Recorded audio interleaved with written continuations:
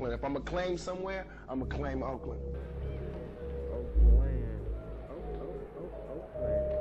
What do you feel Oakland needs, like in the 60s, they came up with the Panthers, who was strong through Oakland and made noise. What's gonna make noise today? Oakland got it.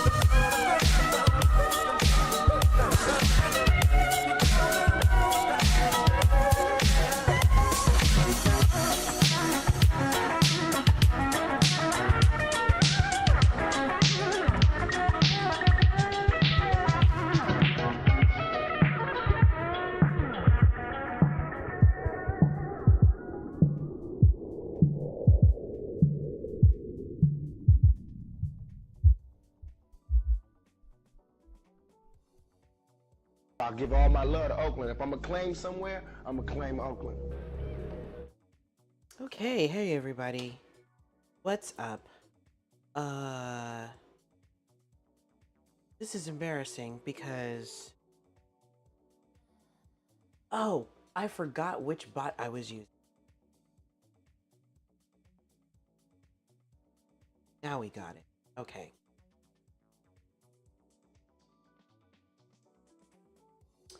Let me take a look. And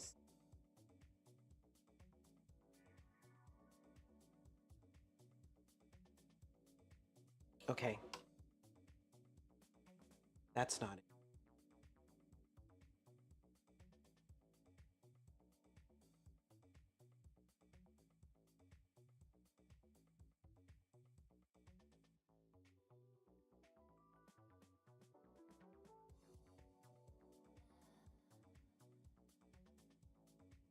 There.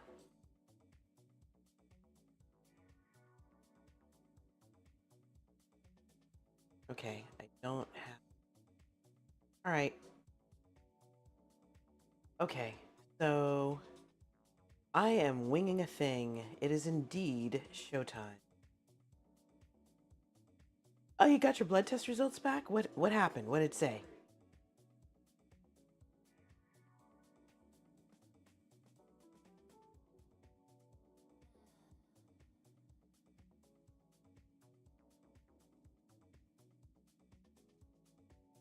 So I am making a Romanian soup. Supposed to be a goat soup, not going to be. So, this is going to be a beef soup in goat broth. Will be interesting. It is called. Actually, hit exclamation point menu, and you'll be able to see what it's called. I've got the English translation up right now, so.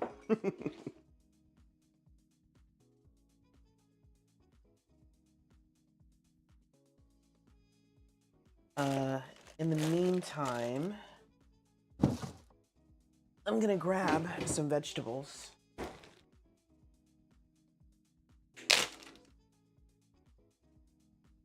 Oh shoot, I'm getting distracted, y'all.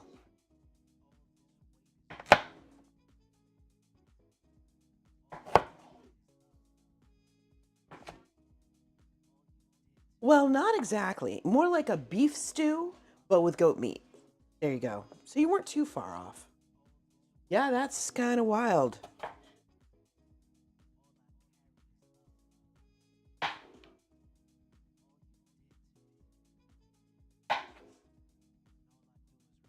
Yes. All right, so what I've got here is a turnip. This turnip is actually going to take the place of our potato. It's going to still taste turnipy by the time I'm done with it. However, I'm going to try to make it taste a little less turnipy.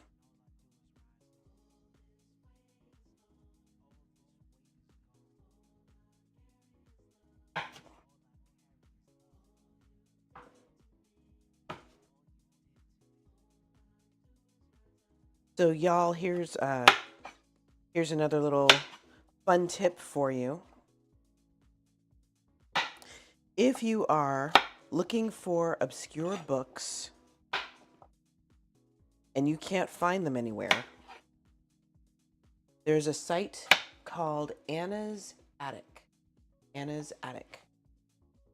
Go there and use the search engine and you should be able to find just about anything that you are looking for. I found a, what do you call it? An anthology that I've been looking for the past 4 years. Since I was in seminary. That's saying something. All right. So here's what I'm gonna do. I really want to waste it Instapot. Hard. Y'all, this is hard. Okay. For the sake of speed, I will use this.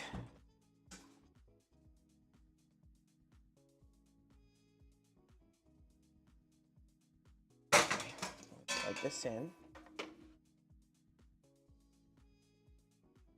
Get my little pieces out here.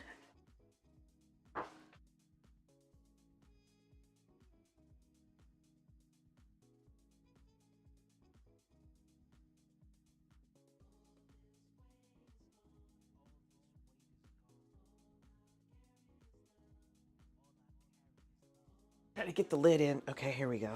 All right. So, I've got my turnipy bits. Putting them in the Instapot. These are going to pressure cook for like 10 minutes.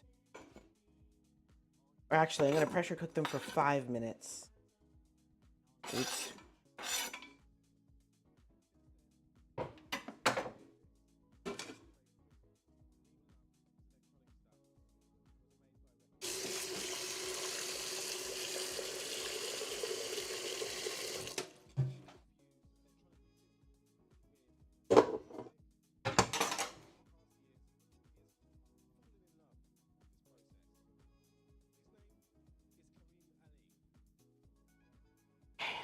Boop.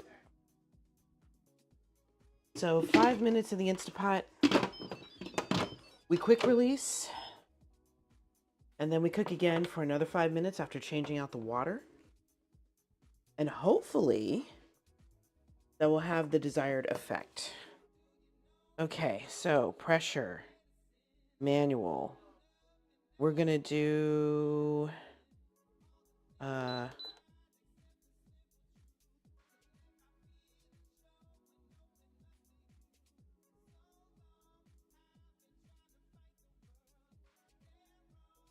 5 minutes. Okay, that's done.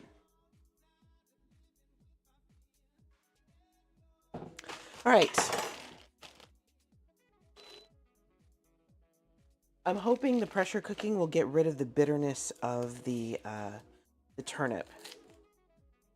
Ideally, now when I'm smart and I plan a little more carefully, what I do is soak the turnip in cold water and salt. Cancel.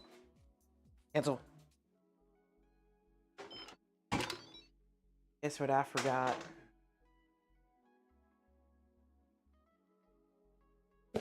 Salt.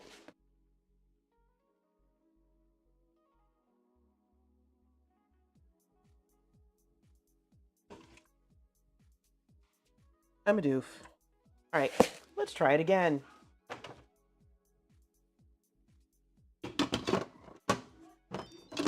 Come on. Yeah. All right. So we're going to go manual. We're going to go 5 minutes. We're going to leave it alone. Salt goes over here because I'm going to need that again. Oh, wow. Okay.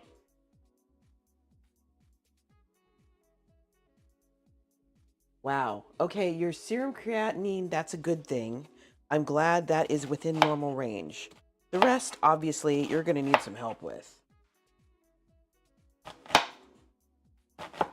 I bet you're tired all the time. That makes perfect sense, too.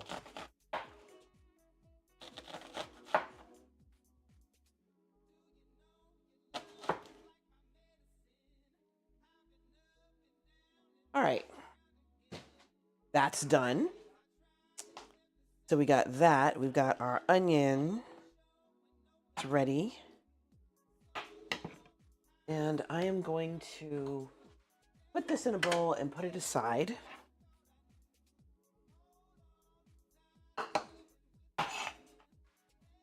Hey, little mama. How you doing, babe?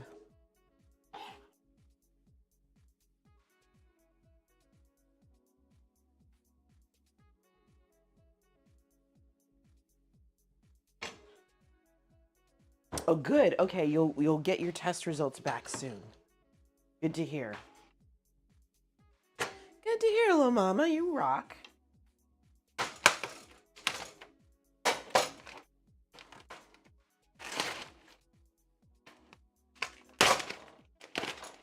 I already know some of this stew meat is freezer burned, but we'll make it work. We always do. So far, so good, Onyx. How are you doing?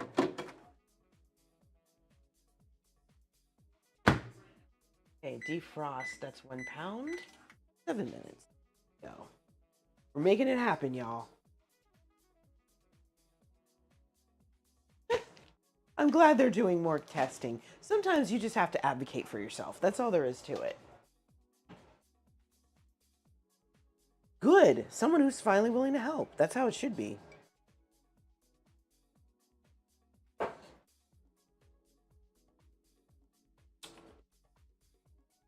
I'm going to check something with this recipe.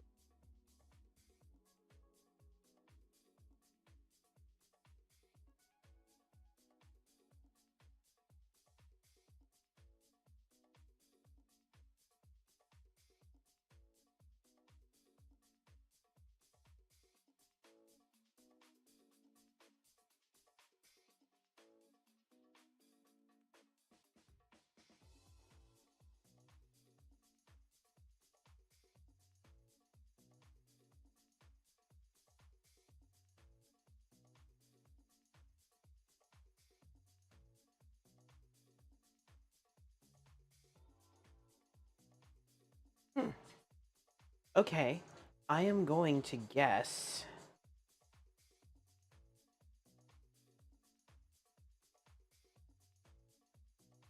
that maybe... What the heck is tomato juice, y'all? At least from in Romania. That looks a lot like tomato sauce. Okay then. Okay, we are taking some tomato paste and we are going to out.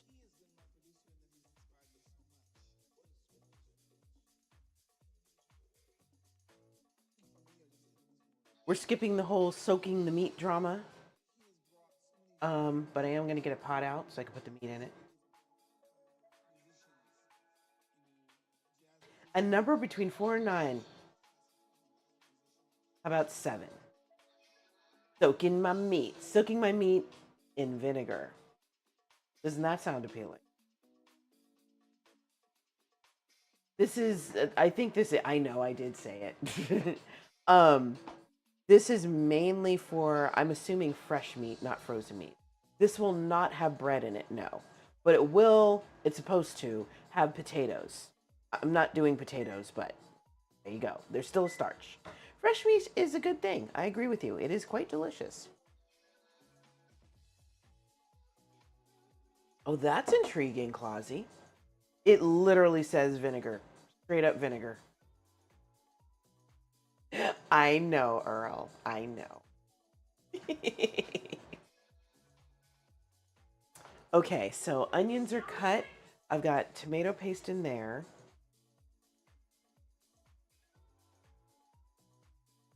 Ooh. Look at them eating red wine with garlic and pepper and chili honey. Yeah, that sounds yummy. It really was a top.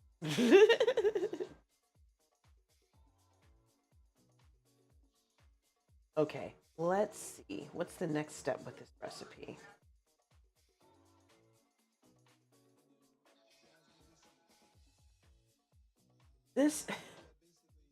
The translation says 1 kilogram of ground cinnamon, and then it doesn't appear anyplace else in the recipe. I am very confused.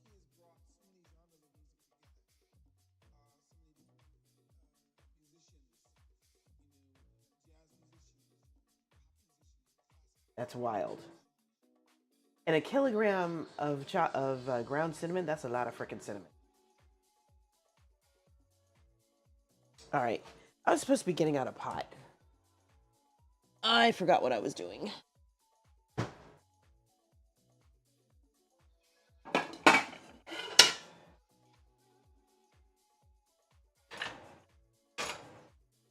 And the instructions say to use water. We're not using water. We're using this leftover goat broth.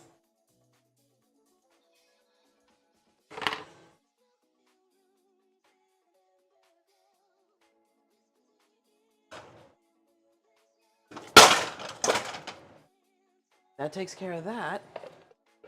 Oh, it gives a little bit of spice with the chili, bit of sweetness mixed with the garlic, giving it a salty taste, and pepper add to the flavor. What, pray tell, is the movie and this topic that you speak of? I am very intrigued.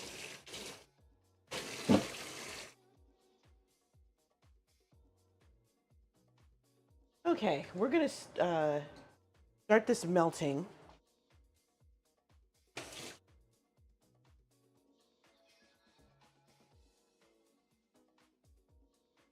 I'm gonna rinse off my peeler.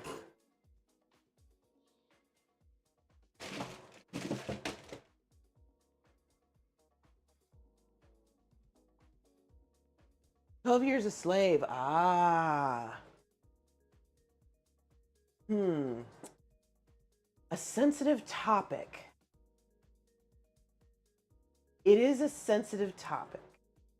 I won't say it's controversial because pretty much everybody agrees that slavery shouldn't have been a thing. I will say more after the ad break.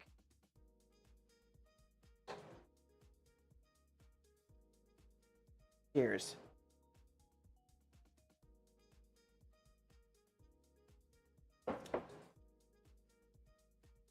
Ad break.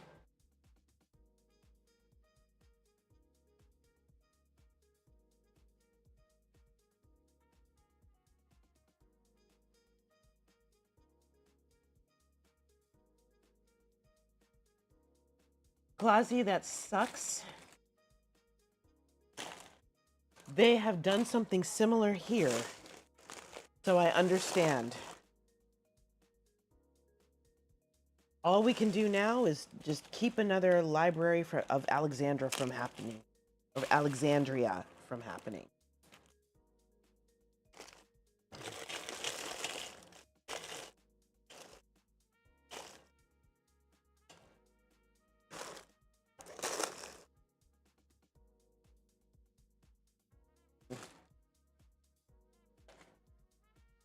I thought there were some frozen,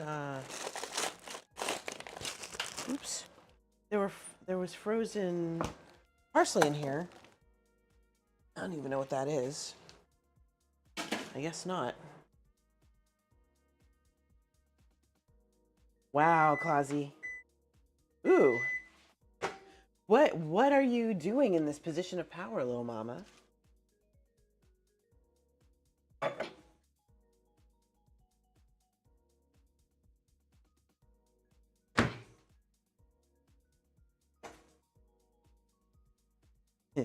Clausy, I have been very fortunate. I have yet to see a single solitary commercial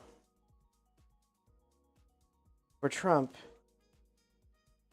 nor am I interested in seeing them. Anyway, ambassador and second in command. Nice.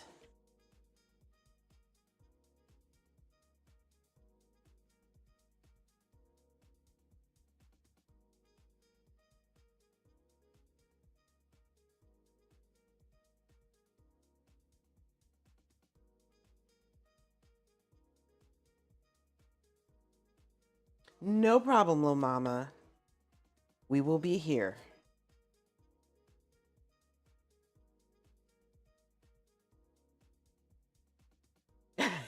Oh, I believe you. We've seen what he's posted on the White House, what do you call it? The White House webpage, which was bad enough.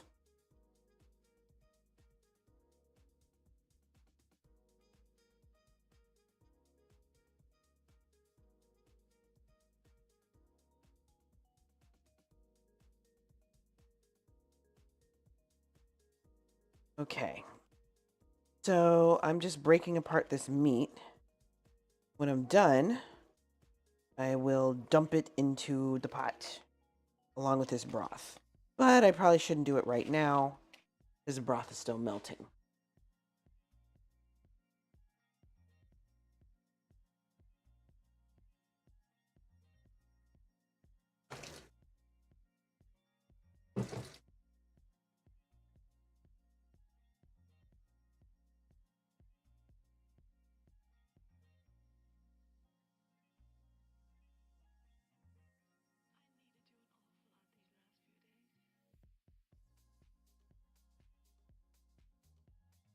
Okay.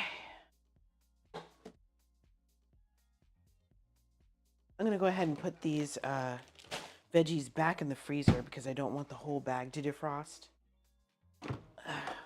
One of my pet peeves when JD cooks, he does that.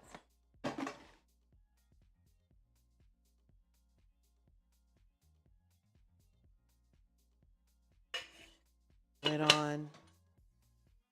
250,000 flights canceled the other day. Wow. That's wild. I can't even imagine.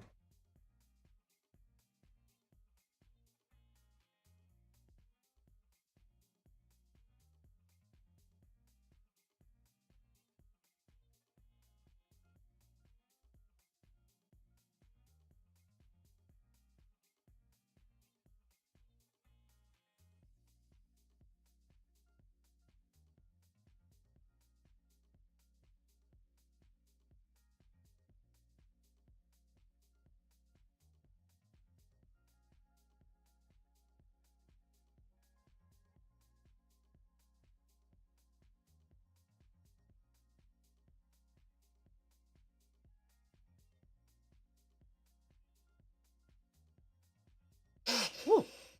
Nope, nope, nope, nope.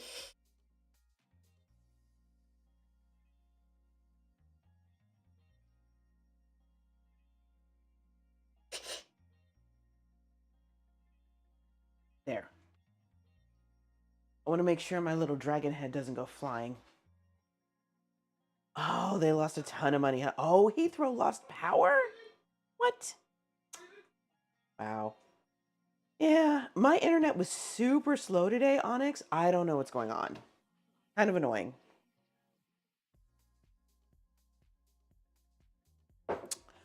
Also, here's another fun tip. If you are tired of seeing ads, and technically I shouldn't be telling you all this, but I'm going to do it anyway. Download the extension Pi, P-I-E, and install it. I'm pretty sure it works with just about every, what do you call it? Browser. So there you go. Gun violence too? Yeah, that's saying something, especially in the UK. That's wild. That is definitely not normal. How do we end up on the wrong timeline, y'all? That's what I want to know.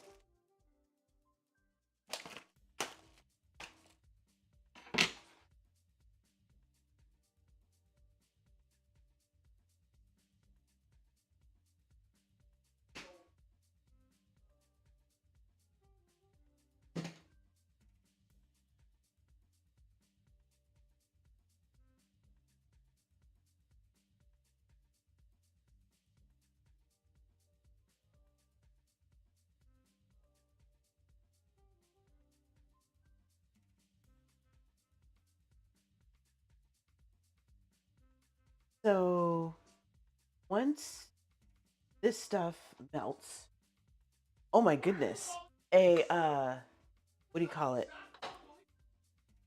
A mass shooting, Clausy? Is that what you're talking about?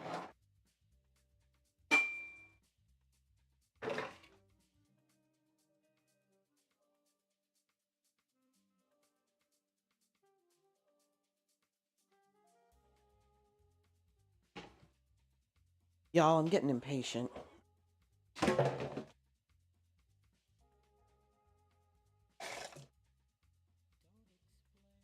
One person injured. That is truly a miracle. That is an absolute miracle. Wow. What weapon did they use?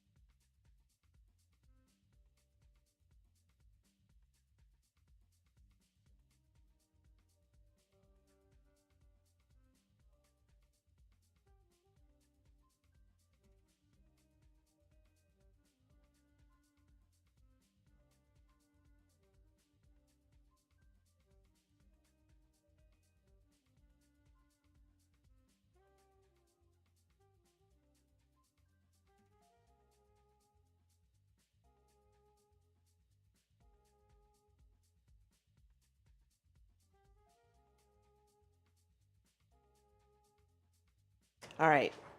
So this is ready for now. Let's go ahead and do a quick deconstruction. Whatever.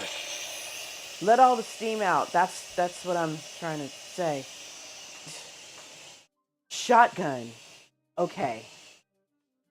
Yes. Okay. Shotguns do a lot of damage, but you can survive a shotgun blast depending on where you're shot. Yeah, folks out here used to, well, you know, you've heard about it. AK-47s and other assault rifles, etc., etc., etc. If I had to be caught in a school shooting, let it be the guy with a shotgun, I stand a better chance of surviving. There's nothing wrong with being vigilant in public. Absolutely nothing at all. Come on. Are you done yet? All right. Okay. So that's stage 1. If this works, I might have to use it more often. Okay, so now I'm going to drain this, refill it, add more salt, and do it again. You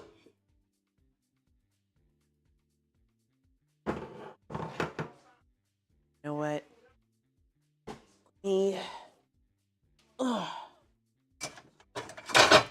Grab a sieve because that's going to make this a little bit easier. Oh! Why did the guy get tasered? That's wild.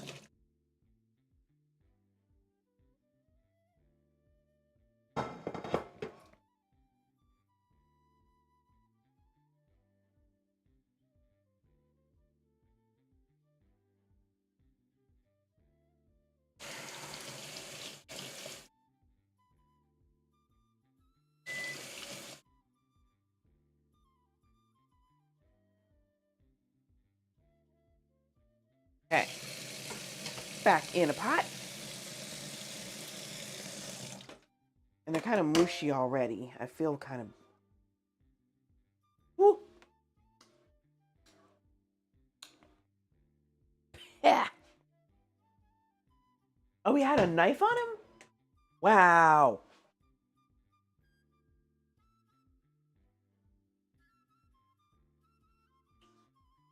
Okay, you know what? I'm not going to cook these again. Mainly because if I do, I'm going to end up with probably a gritty mess.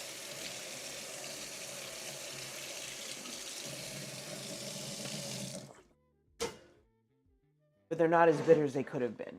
So, we'll just leave it at that. Hey, okay. I'm going to give this 4 minutes.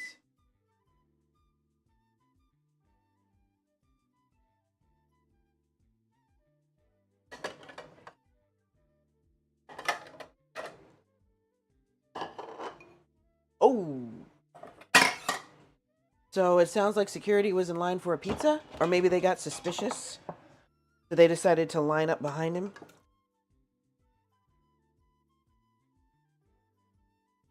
You were busy? Totally get it.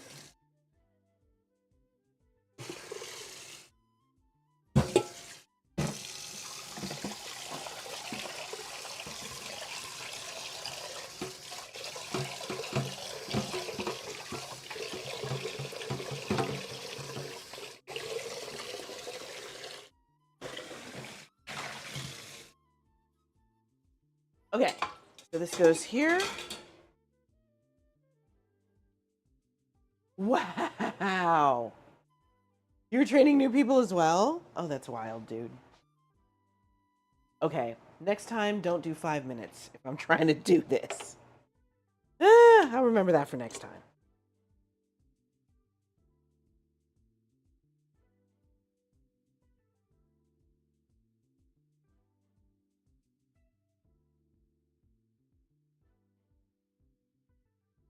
Okay.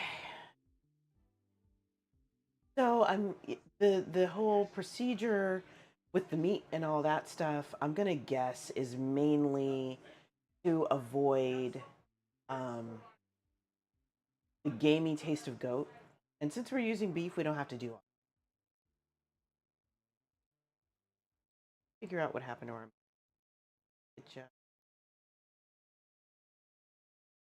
still playing?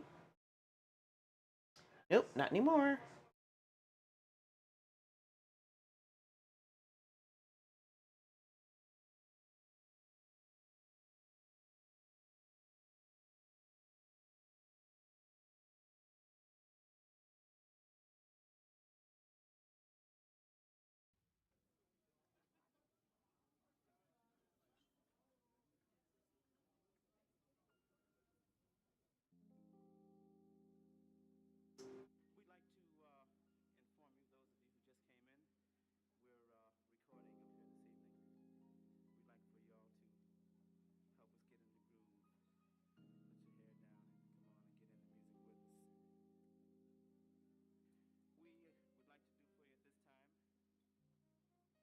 I'm just trying to make sure I get everything together, make it as easy as possible.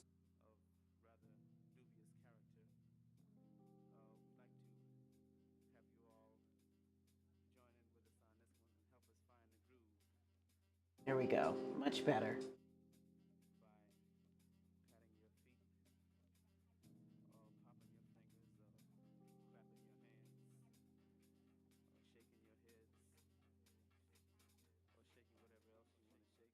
Oh, you used to give out free pizza? Oh. Yeah, you're a good person. Nothing wrong with that.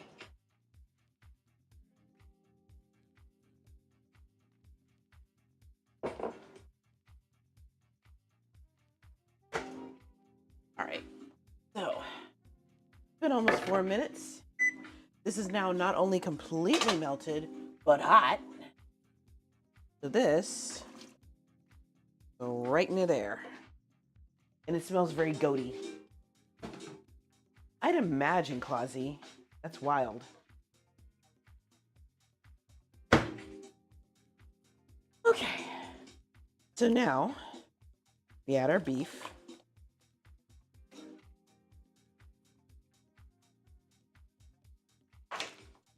That, get our spoon. Wow. You're the one who had to order the stock, huh? Okay, so we're gonna put a lid on this. We're gonna turn it, well, we're gonna let it get back to a boil. I'm gonna leave the lid off for now. I'm gonna let it get back to a boil. Then I'm gonna turn it down. Then it's gonna simmer for an hour. I'll put the lid kind of on like, I should. Y'all, I can't make up my mind. Okay.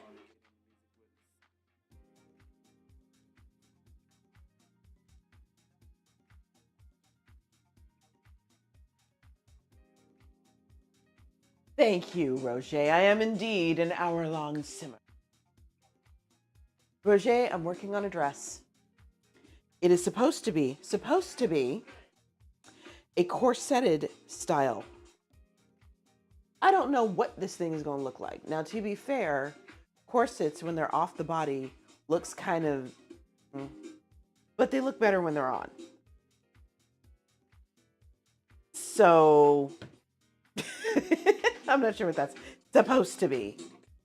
Thank you, Roger. You are a sweetheart. Cheers, my dear.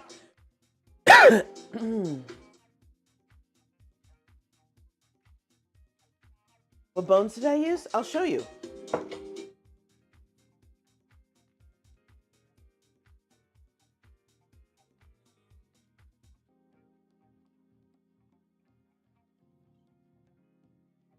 I was going to use the spiral kind, but I decided on these because this is what is in my actual corset. I need to buy another one. It's a little small now, but I digress. Anyway, so these are what are in my corset.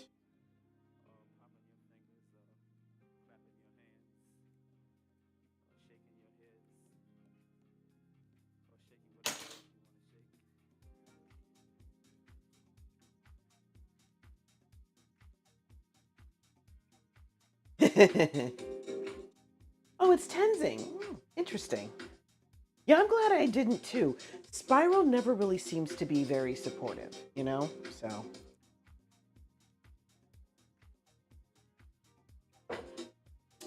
Ooh, pineapple and passion fruit flavors. Yum. So, Annie, here's what I learned. Here's what I learned about corsets. Number one, if you plan on wearing a corset regularly, you got to warm up to that thing.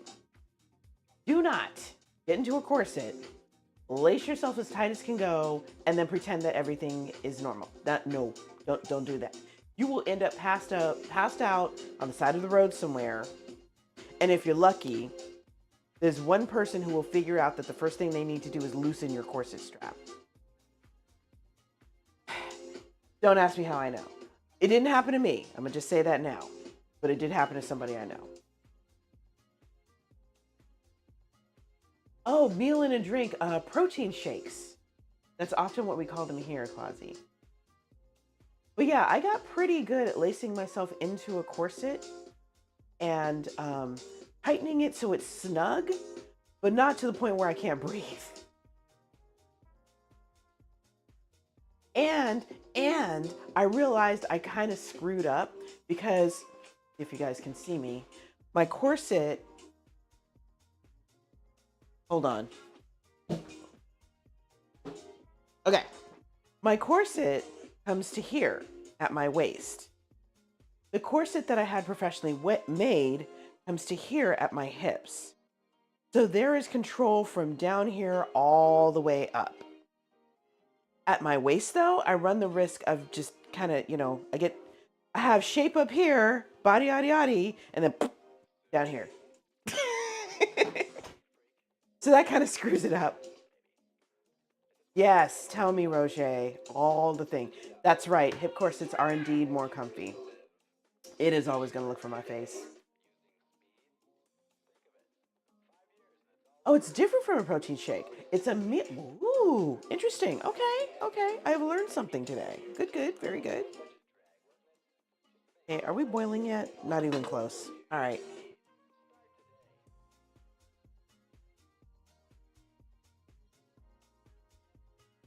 Synthetic whalebone. I am going to bet I can find that at La Cisse. Am I right?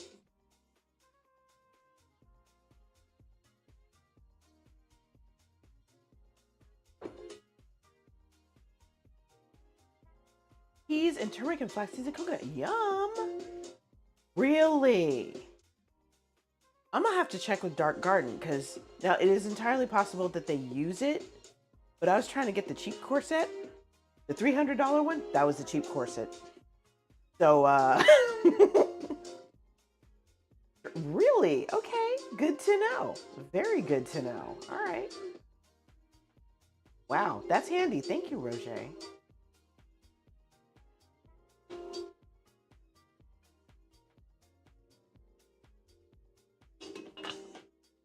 Funny, I threw out some useful Easter eggs to people earlier today, or earlier in the stream. I don't think nobody either caught it or they caught it and used it and didn't tell me. I don't know which. Speaking of useful info.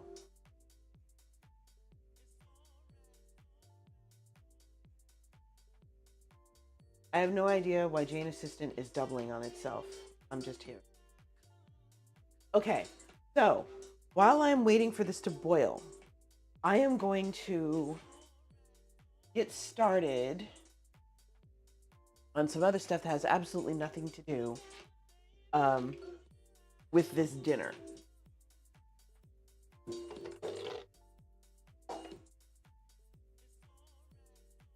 German plastic boning.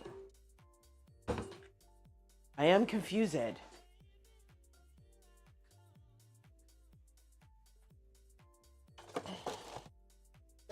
Don't mind me. I'm getting things together.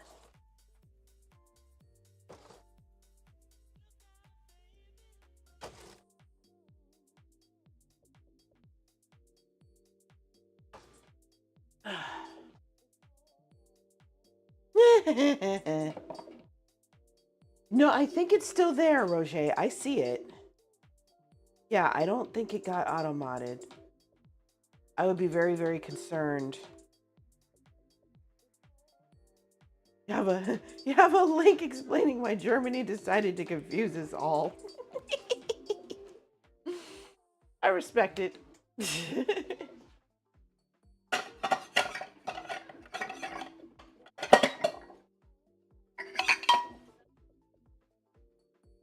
Actually, you know what? I'm not going to dirty another bowl. I'm going to clean out the one I have and use that instead.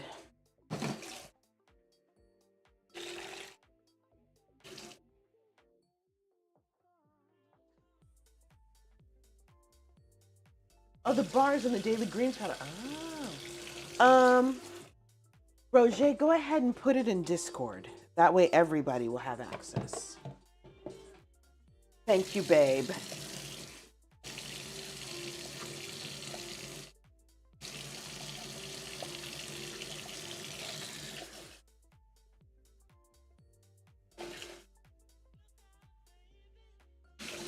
Okay. So now we're going to go ahead and scramble some eggs. I decided I was going to start making breakfast bowls, but I am going to create the ingredients for the breakfast bowl. I'm not going to create the bowls themselves. So I'm doing ingredient prep as opposed to meal prep. This is like the wave of the future. OMG.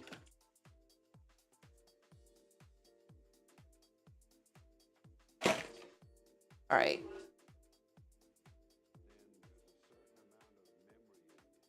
I'm going to add a very small amount of salt and then, okay, looks like this is doing its thing. 47. It's fine, Roger. I am not mad about it at all. Do you, babe? I thought about putting some caramelized onions in this in this whole food prep thing. Nah.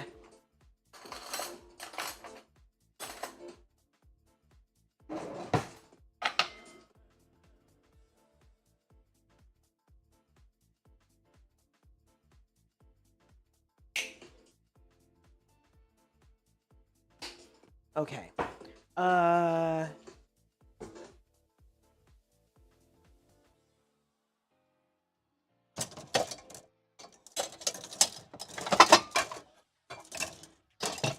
So I had a skimmer.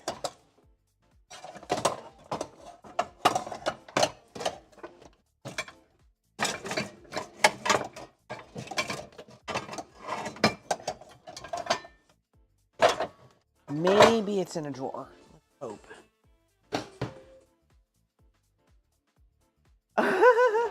They've made an up-inspired Airbnb. I'm concerned.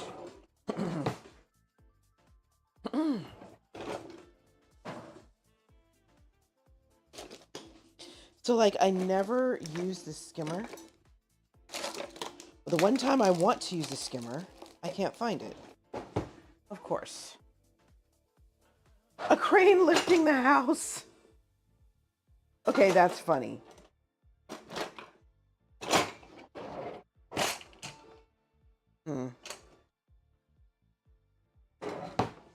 And I don't think JD or I use that.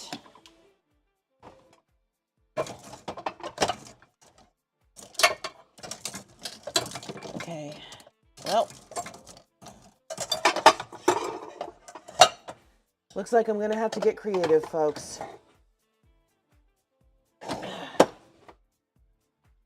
Nothing wrong with that.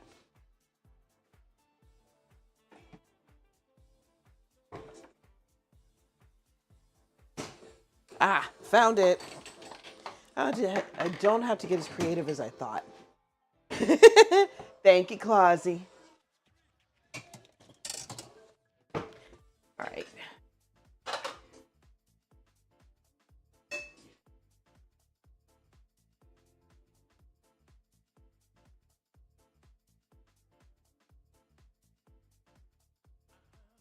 Just skimming some of this stuff off the top. That's all. Some of the proteins from this beef.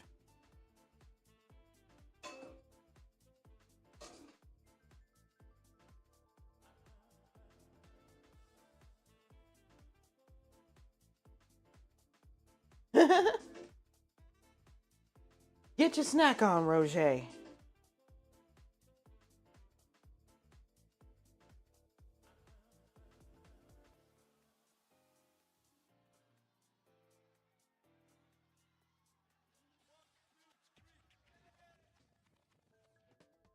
Just got that email too.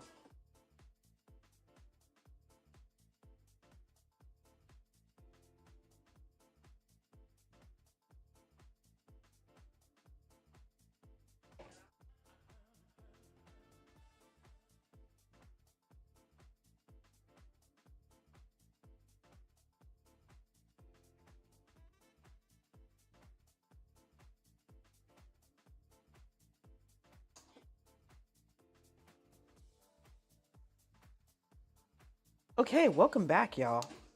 I am just skimming my meat, getting rid of all the proteins that floated to the top while I was boiling this thing. I mean, technically, it's not a big deal, but it is kind of nice to get rid of this stuff. Yes, it did. It did give me a chuckle. Terrible.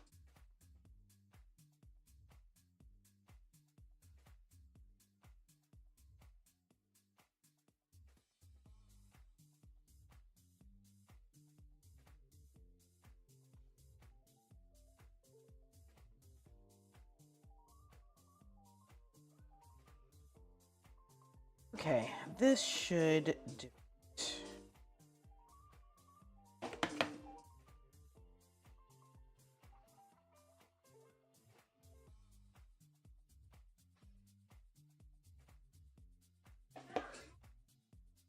This.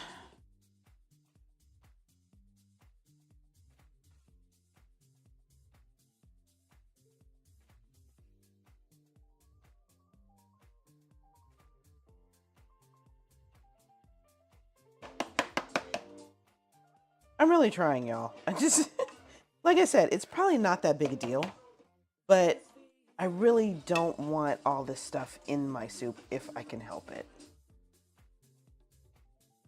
Okay, that'll do it. Oh, yes, vote in the polls.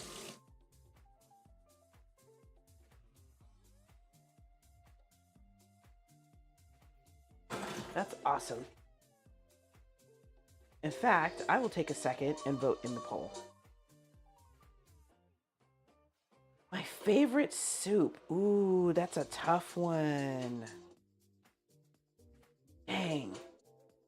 I'm gonna go with chicken. I would say lamb or goat, but I prefer those roasted as opposed to in a soup. There we go. Okay, so this is comfortably boiling. This is supposed to be simmering. So we are gonna move this back here. Gonna turn that heat down. Put the lid on. Really? That's hilarious, Earl. I love it.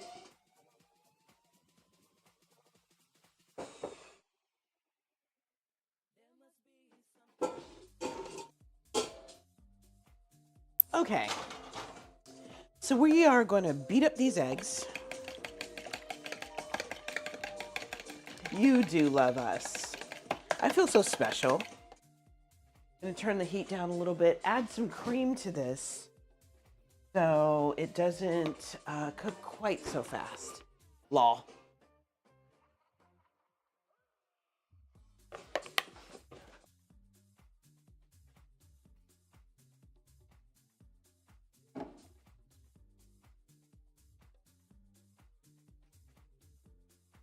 I'm going to go a little off script here.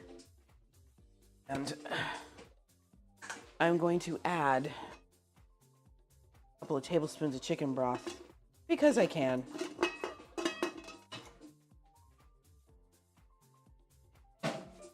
One less thing to be bothered with. All right. Here's my eggs. And they're beaten. Dang. Okay. How? How did I get one vote? Wait, how did we get one vote in all four? I'm so confused. It's a 4-way tie. That's hilarious.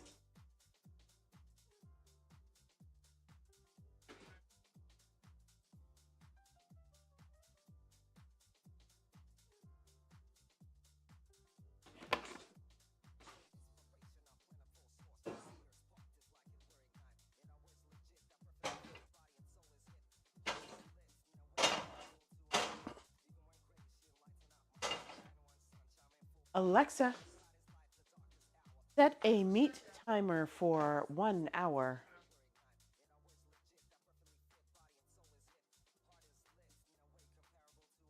Okay, that's done. Okay. We're going to go ahead and pour these eggs in. Pan's kind of hot. It's okay though, man. We don't discriminate here.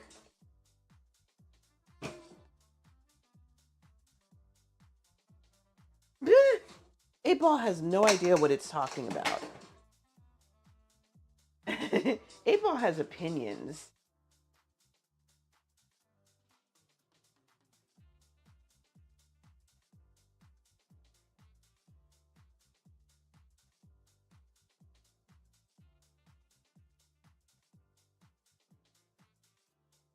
Whew, that's a lot of water. Okay, let me drain.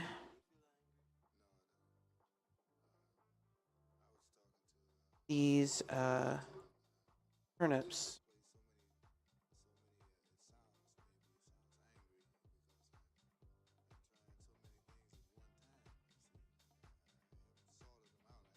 Okay. Now that they're cold, that's a little bit better. But I also know that they're going to get hot once I put them in the soup.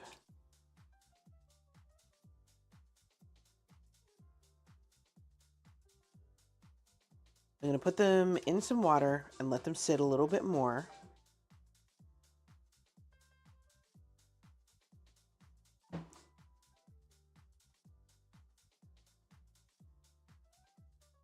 It just says it's good now. Wow. 8-Ball is doing a thing.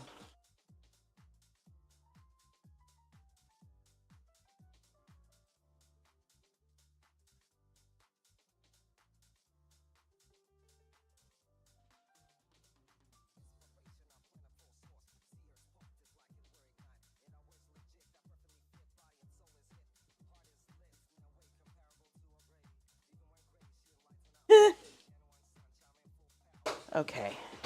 So the eggs are done. I'm actually going to throw these on a plate so I can pull them off quickly. Then I'll wash this pan and cook the next thing. The eggs only took like a few minutes, so that was good.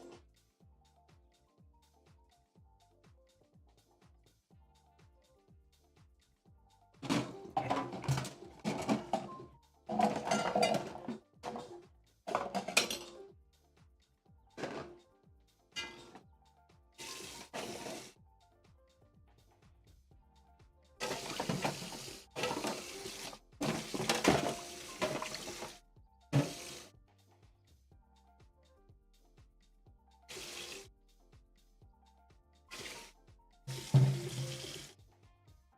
There we go. Huh? That is a new response. What?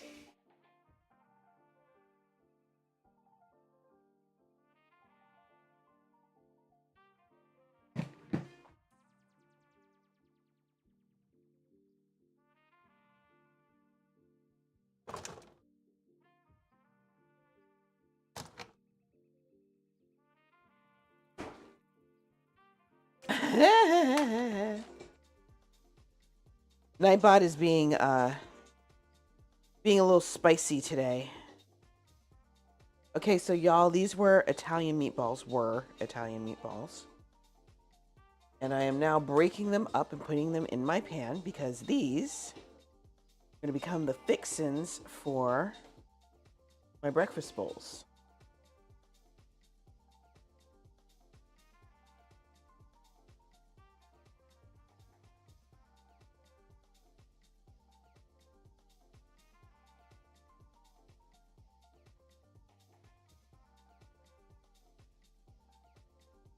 Meatballs can be delish. They absolutely can. These are Italian meatballs that I found. I'm going to call it my third-hand store. And I call it the third-hand store because there's the top-tier stores. So Americans might recognize names like, well, okay, first tier. I'm not going to say top tier. Top tier would be things like Whole Foods and Sprouts and expensive places like that. Ooh, £1 per packet. That's not expensive at all. Then there are the first tier stores, which are places like Safeway and Lucky, things like that. Probably H-E-B, maybe. Then there's the second tier stores, which are places, at least in my area, like Food Max, where, produce is a little bruised, but it's still fine. Frozen food and refrigerated foods are just fine. There's a lot of local brands because they're cheaper. And then there are third tier stores where some of the food can be kind of sketchy, but as long as you don't buy anything that is frozen or refrigerated, you might stand a chance. So this came from the third tier store.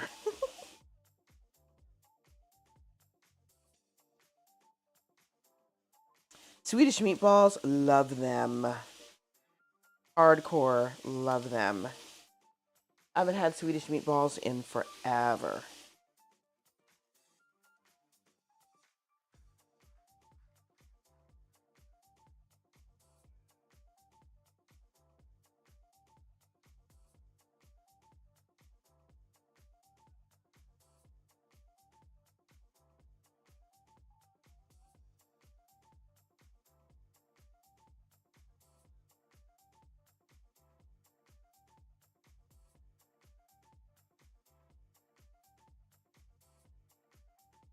All right. So that takes care of the meatballs. And like I said, I'm not actually constructing any breakfast bowls. My goal is to prep all of the ingredients. And then JD and I can go in and make them work however we want to make them work. So chorizo with crumbly cheese and some sort of vegetable. I don't know what. I said something about spinach. I just haven't bought any. How is this doing? It's hot.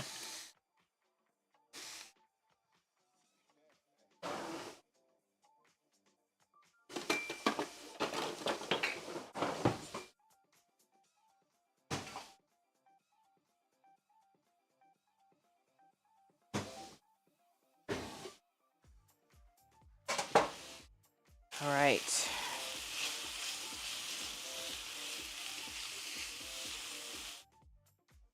So this is killing the hour that I have while this beef simmers.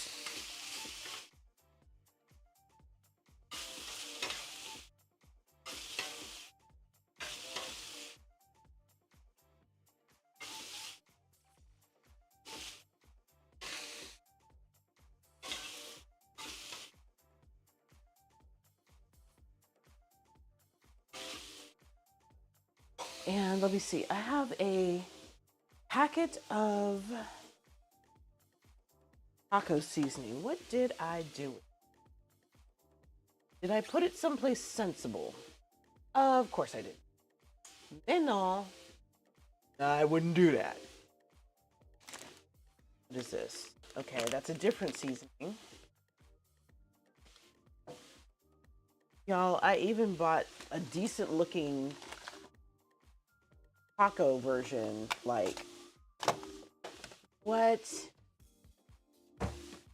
I couldn't put the seasoning someplace simple and easy? No. Doggone it.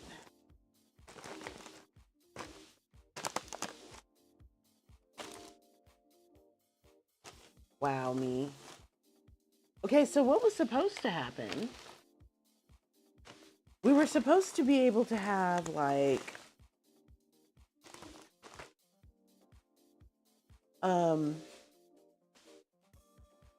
taco flavored meat. And I bought a package of taco seasoning.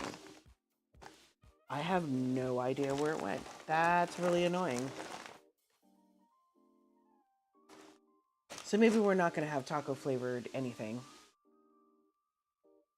Irritating. Okay. Ha! Tucson feels you on those Swedish style meatballs.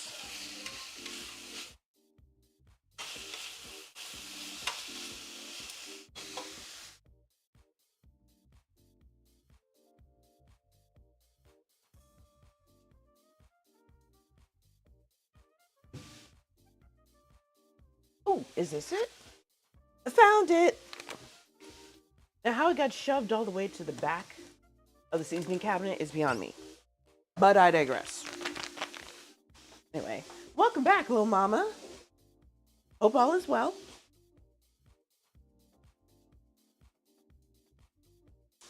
Y'all, I managed to successfully write my sermon in about an hour. And that was including breaks.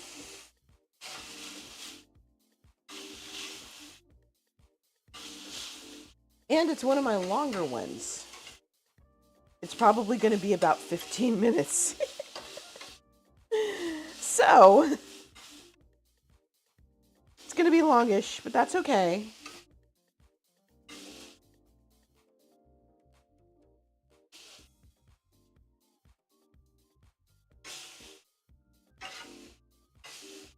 Okay.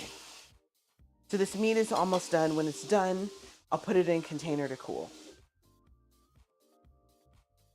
And now all that stuff I scooped out is cool. Just rinse that out. Oh, yes, I do remember, little mama. I was going to say that, yes, slavery is a controversial issue.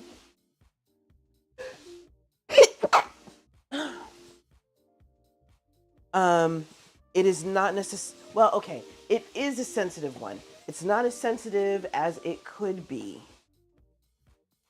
But also, if you look at it in terms of who got here to the U.S. because of slavery and who didn't, especially among people of African descent, then that can get messy. Thank you, Lil Mama. I appreciate that.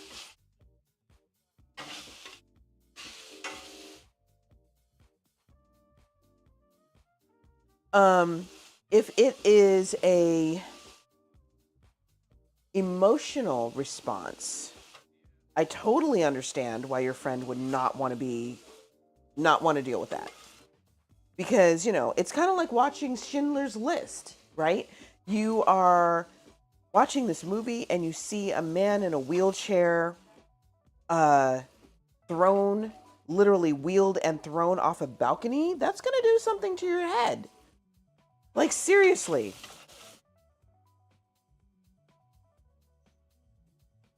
So, yeah, I understand that part.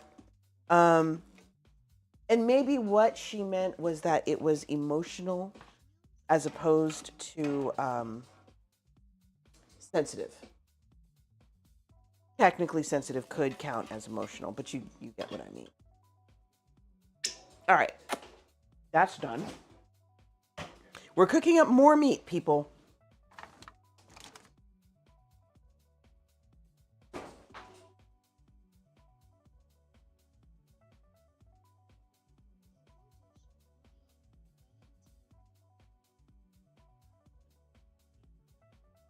So this is turkey breakfast sausage. I'm cooking up this whole thing because I can. Why not?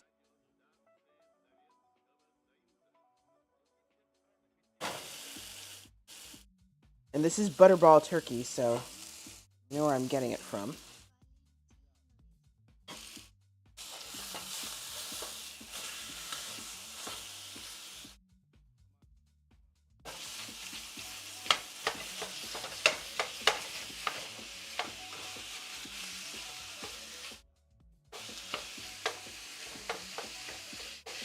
Right. Yes. That is how it should be. Again, same thing with Schindler's List. There is a reason that a lot of high school history teachers would either show it in their classrooms or when it was still in theaters, take their students to see it. It is a way of education. And, you know, it's harsh, but it's very effective.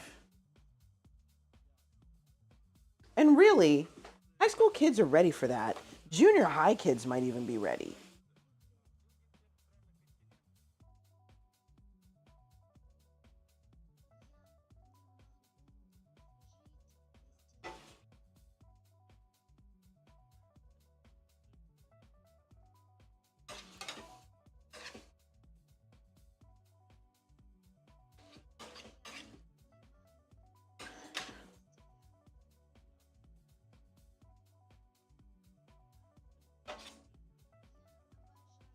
Okay, are we boiling? We're boiling. Down a little.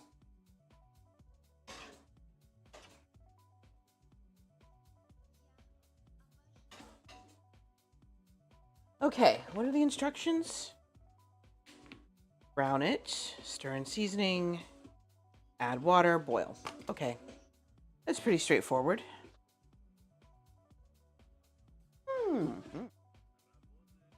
The meatballs are good, y'all. Yum.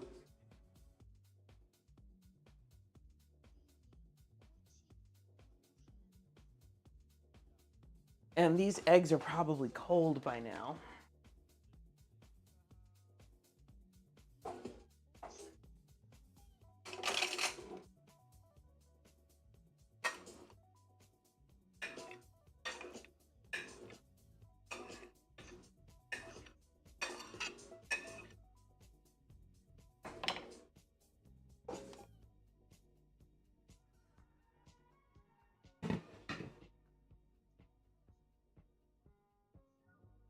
Okay. There's that Italian sausage on that plate that the eggs just occupied. That's the container.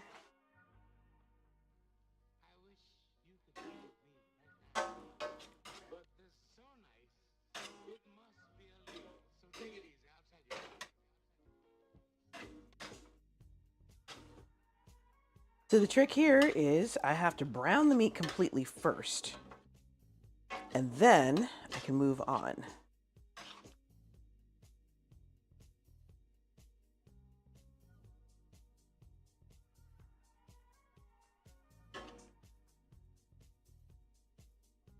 I'm debating now whether or not I should cook more eggs when this is over.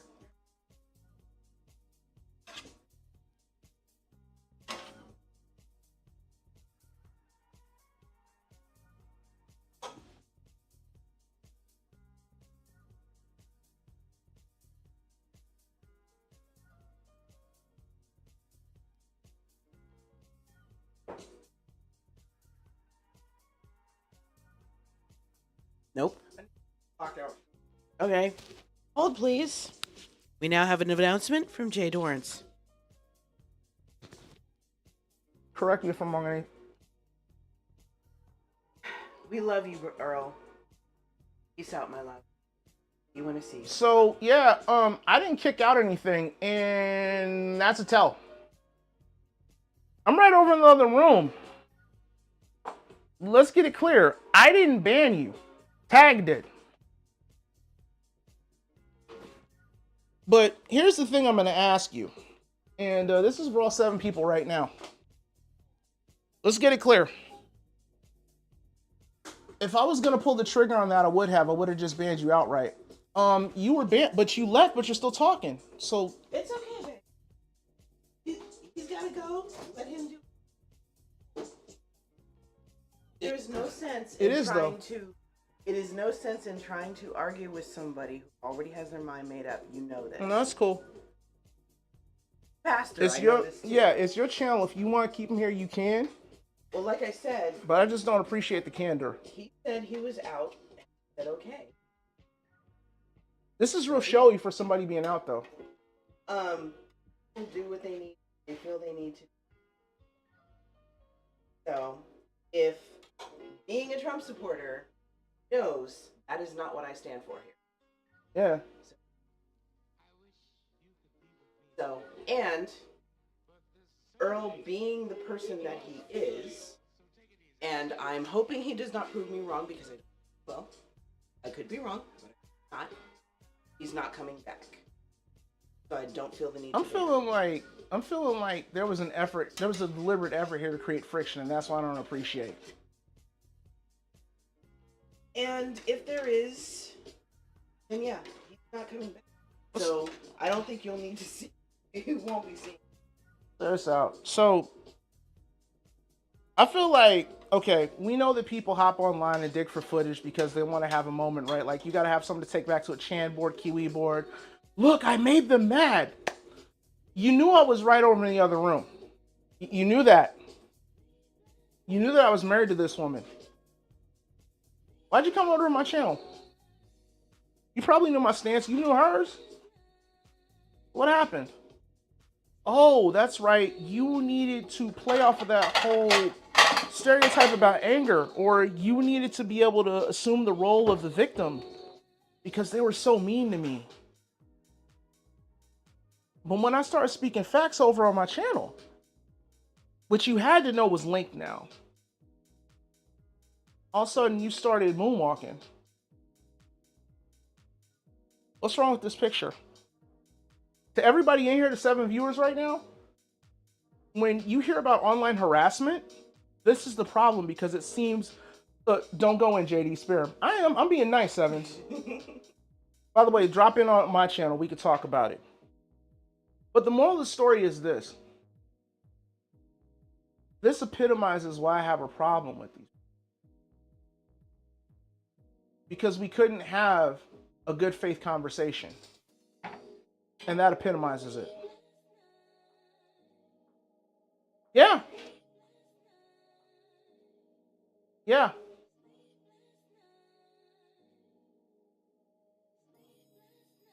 And there's that. You see people in the chat saying I'm being merciful. You should take that for what it is.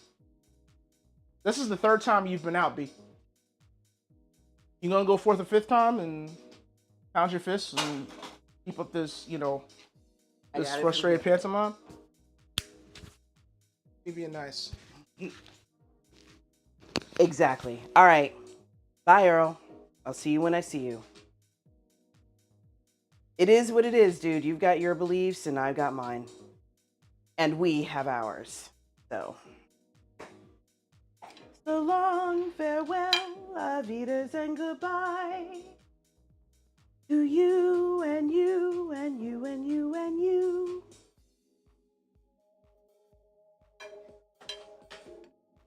Hello, Sevens. How are you? How's the family? I saw your latest announcement with the kid. Congrats. I'm excited. I'm like super excited. It's not even my kid and I'm excited. I just am.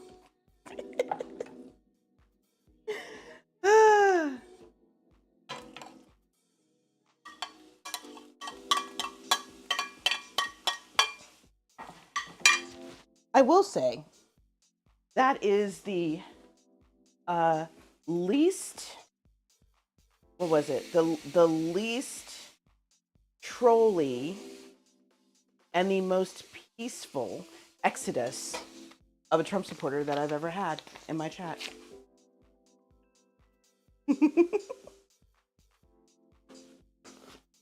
Okay.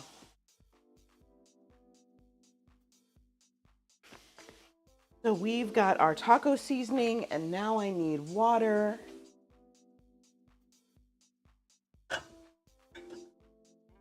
Well, you know what? I'm just going to use this container. Oh, what's wrong, little mama? What's the matter, baby?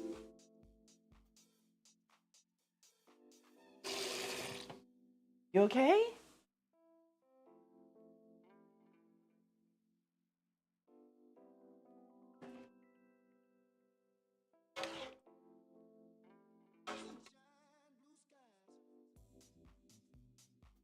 Okay, so I only added half the pack because I did not know how much I was actually going to need. You're going to be okay? Okay. Because if you're shaking, I'm concerned. Good. Okay. Good to hear. Glad to hear. So y'all, let me give you some good news about me.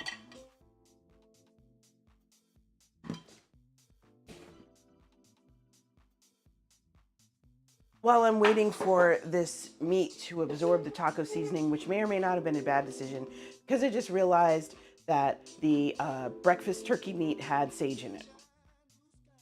We'll see what happens. I'm just here. Anyways, so here's my good news. Apparently, I will continue to receive unemployment because I've been working. And because the time period has not been 18 months, the income I was making as a technical writer is still going to factor into the base amount that they give me. So that's good. The not so good news is some of you have heard this saga. I'm gonna tell it again. If you've heard this, just, ignore it.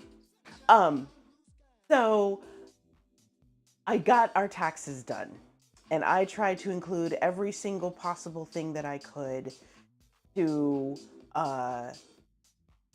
offset whatever, right? I had itemized expenses and the whole 9 yards. So we go through our tax guy. He does the calculations. He goes, okay, so how do you think your taxes are going to go? Like, do you think you're going to owe? Do you think you're going to get money back? And I'm like, we've owed every single freaking year for the last 10 years. There's no reason for me to believe that we got money back. Maybe I'll get lucky and we owe $5,000. He goes, no, actually, you're going to get $5,000 back. And I'm like, what's the catch? He's like, no, there is no catch. So he goes through the process and he, signs the paperwork and all this other stuff and sends it out to the IRS, and they immediately reject it. He's like, wait a minute. He looks more closely. He goes, you were using Covered California, is that right? I'm like, yeah. Does calculations again. Submits it and it goes through. He goes, well, good news is it went through. Bad news is you now owe $2,000. And I'm like, that's the catch I was waiting for. I knew there was going to be something. And then I realized I forgot to include a source of income. So I had to email the folks in charge of finances and be like, hey, did you guys happen to mail me this? Like snail mail me this? And they were like, yeah, we snail mailed the W-2 form to you. Okay, so if you snail mailed it to me, that means I should report it. So downloaded the W-2. They sent me a digital copy. Emailed the tax guy again and I was like, so I know we talked a little bit about this, but they did send it to me. So I'm assuming I need to report this. Here's the W-2. Send it to him. He goes, okay. I did some tweaking. It helped a little bit, but not much. You still don't owe $5,000, but now you owe $3,000. Like, it's still better than 5. And it's still better than 10. Yes, I am. In fact, okay, so Sevens, I took off everything I could think of for streaming, including part of the Comcast bill. I took off everything I could think of for my Miko, so my home chef thing. Hello, Pook. How are you, babe? I took off everything related to travel that was not reimbursed. What else did I take off? Yeah, that was mostly everything right there. Love you, Pook. Thank you for being so sweet to me. Yeah, but again, there have been years where we thought we owed $10,000 and then the tax guy got it down to 5. So we're still paying off 2023, mind you. State and federal. State, no, is the state, we're down to a lovely $4,000 that we owe, which is better than the 8 that we started with. Thank you, Pook. This is couture. It was made specially for me. So say bespoke apron. There was another one like it. Yeah, it got it up to 12, basically. You get behind your taxes too? Okay. I'm sorry, little mama. I'm sorry that was triggering for you. And you did not deserve that. And I am really sorry that your friend was a douchebag. And you deserve better. Way, way, way better.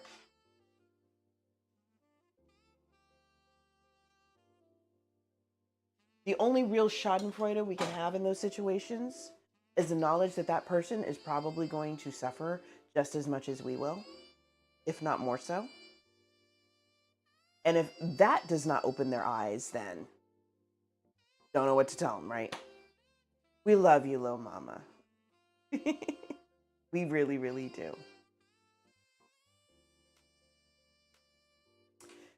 So yeah, I told the tax guy, I said, look, I have just accepted the fact that I'm probably going to owe the feds until the day I go into a rest home. And he was like, no. My job is to make sure that that doesn't happen. I love him for that. He felt so guilty about the fact that I owed taxes. He felt so bad about that. Thank you, Pook Speak. I appreciate that.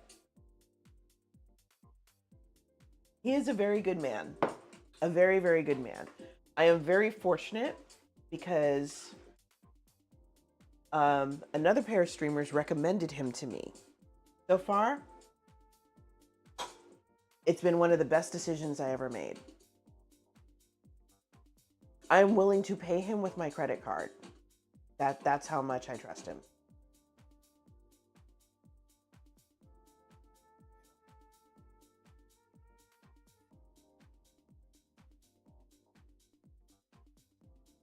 So yeah, those have been my adventures in tax.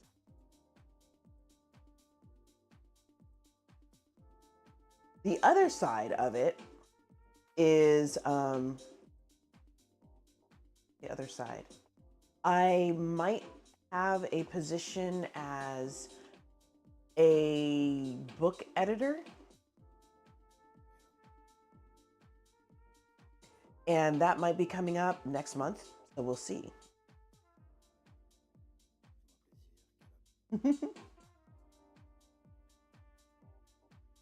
It happens, I know, right?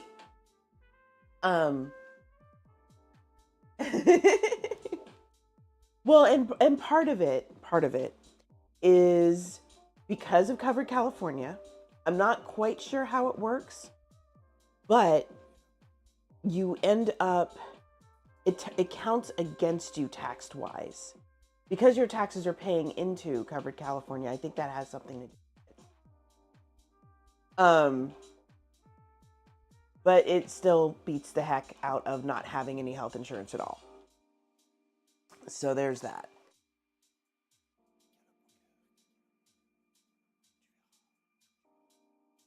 So it's partly that, and it's partly the way I originally filled out my tax info for my last job.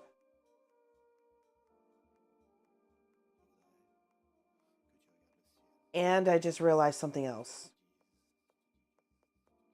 I need to send him the tax forms that my potential soon-to-be job just sent me to make sure I fill them out correctly.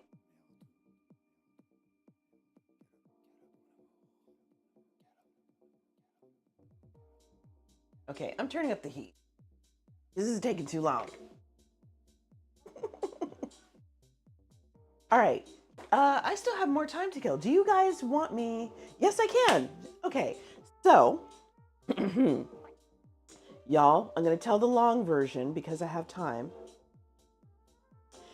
If you've heard the long version, feel free to go find something else to do or treat me as background noise, so you know. Okay. So, there is my region. There is a publishing house associated with the region. The publishing house does things like publish, Sunday school lessons and books written by pastors and so on and so forth. Thank you, Pook. I don't know why my alerts didn't go off, but thank you so much. That is so sweet of you. Thank you, thank you, thank you. What just happened here, y'all? I'm so confused. Bro. Okay. Anyways. Okay. So, thank you, Pook. So, the publishing house. You're so sweet. The publishing house, like I said, publishes Sunday school lessons, books by pastors, things like that. If you are part of the region and you want to get a book published that has to do with your ministry, this publishing house is the way to go. So, and now the alert goes off. So late, bro. Anyways. So, a friend of mine posted that they were looking for a editor. And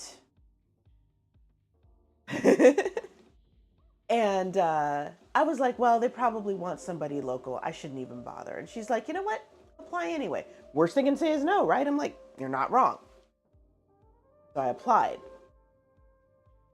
And they liked my resume well enough to get me in on an interview. I get on this Zoom interview. They're on the East Coast, I'm on the West Coast. And I look, there are 10 people that are part of this interview process. 9 of them are people that I know and that know me. And I'm sitting here going, is that good or bad? I don't know.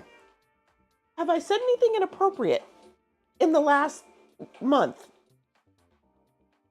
Some of us are in the same Facebook group. Oh. I didn't post any bad memes, did I? So I got through that, flying colors. They invited me to the second interview, in which they flew me out, met one of the ladies who was also going to be in the interview group on the plane.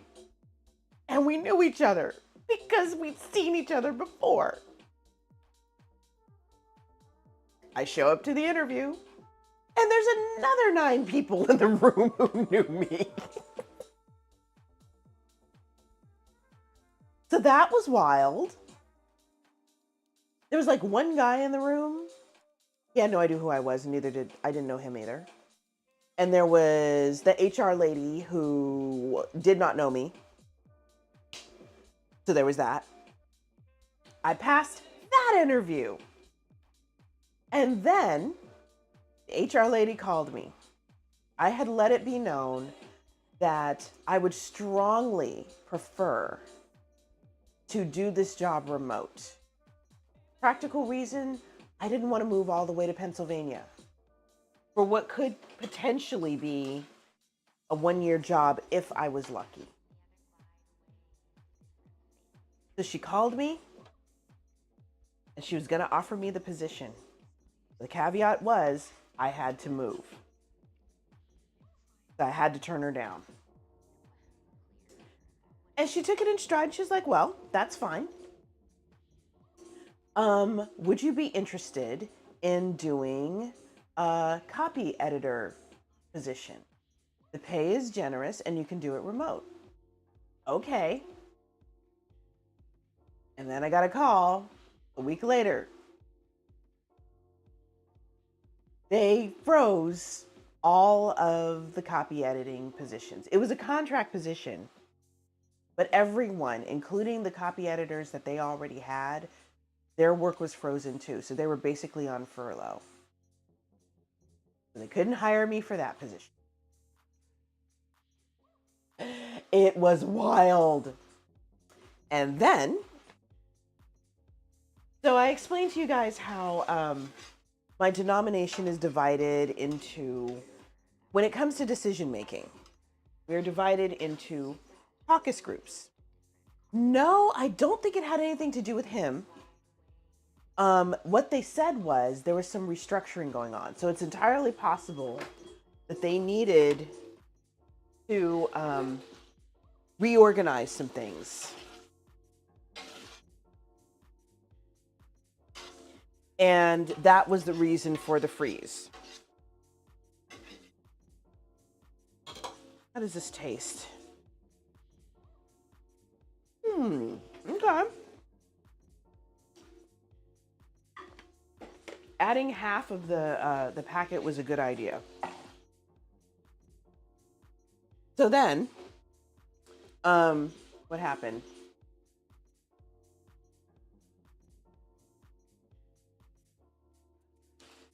So like I said, my region, when it comes to decision making, we're divided into caucuses. These caucuses are based on ethnic background. So we have the Black Caucus, the European Caucus, the Asian Caucus, and the Hispanic Caucus. There are two reasons that they're divided into ethnicity. Number one, because certain caucuses are going to have certain concerns that may or may not affect the others. For instance, the Hispanic and Asian Caucus. Currently, their big concern is about deportation.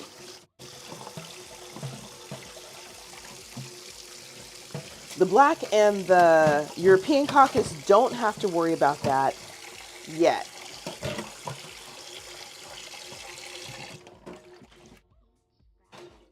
The other reason, am I in Florida? Nope.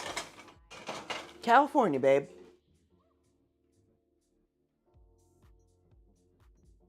Aw, that's so sweet, little mama. I love that. So the second reason is that normally, in most decision-making groups,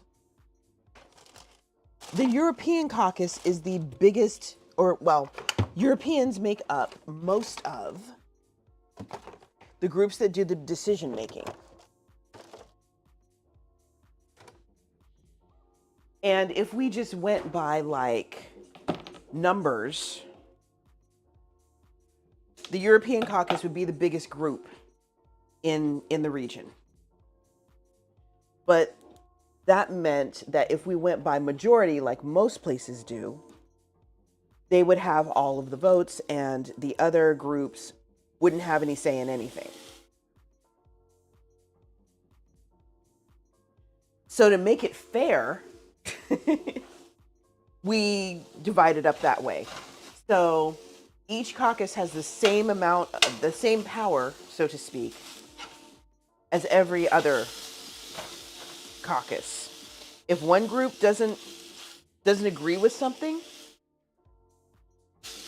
the other caucuses have to go back and talk it out.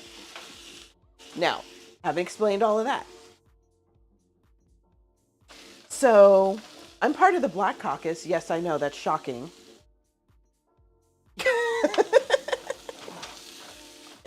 And as part of our meetings, because we meet like once a month,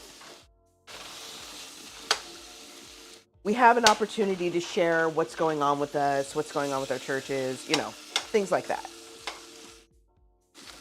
So I'm talking about, you know, my job search. I've already filled them in on what happened with the interview and all that kind of stuff. And I mentioned that, you know, the copy editor position has been frozen. It is what it is. And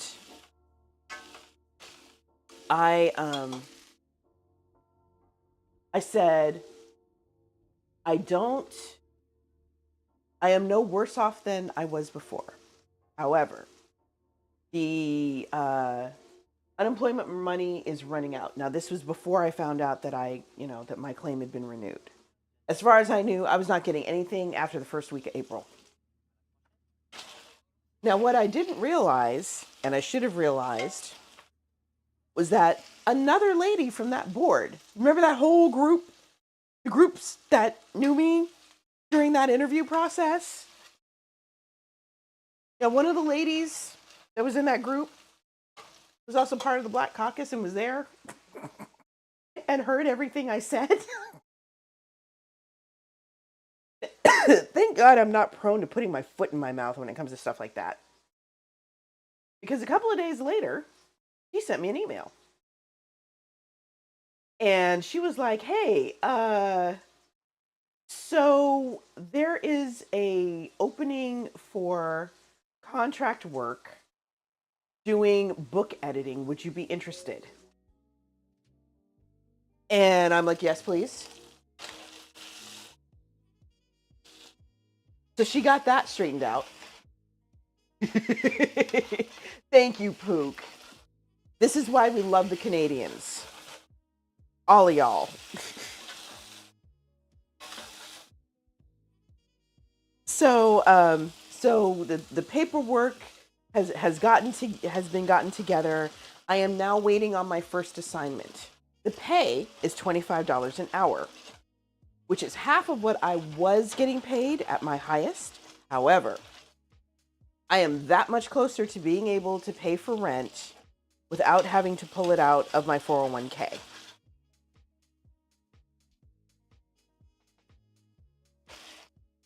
I'm still going to have to pull it out, and that money is running out too. So I am hoping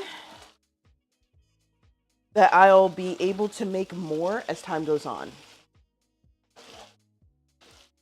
If they get me to the point where I'm making $50 an hour, I'm good. I will be okay. I will be just fine at that point. Right? Shoot. The West Coast, at least, is ready to join you, Pook. We are ready to become Canadians. I will memorize Oh Canada. I don't have a problem with that. I will learn to love hockey. It is fine.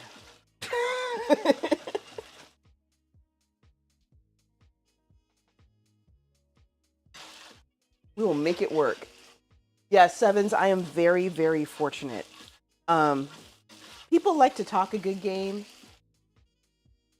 about, we're just going to take care of ourselves, part of the 92%.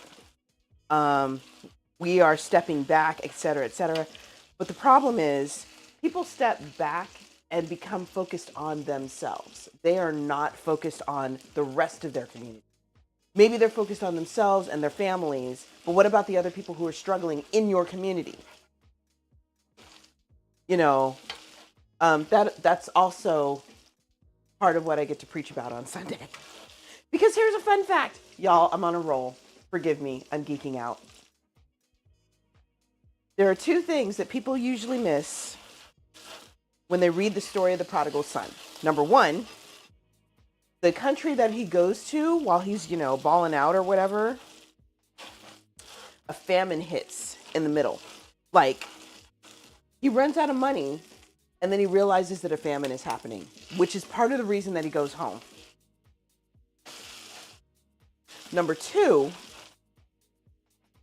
and folks from other countries actually caught this,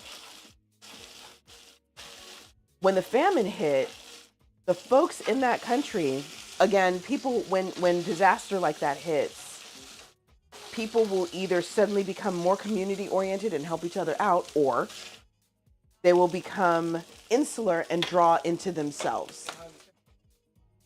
And they don't want to be bothered with anybody but themselves. So a lot of times, like with the election, a lot of people decided to pull into themselves.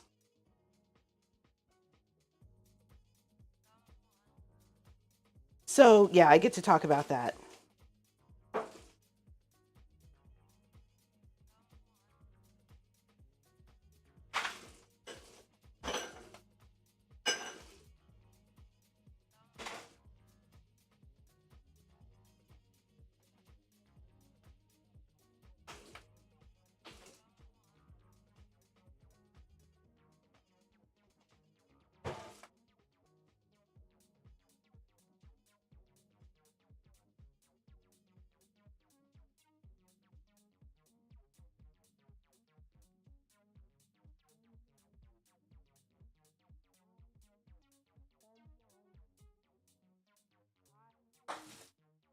Okay, let's see. I need another plate. So our chorizo is done. Yes, Lil Mama. See, everybody is on the same page as far as that's concerned. I am still very confused as to what our elected officials are doing right now.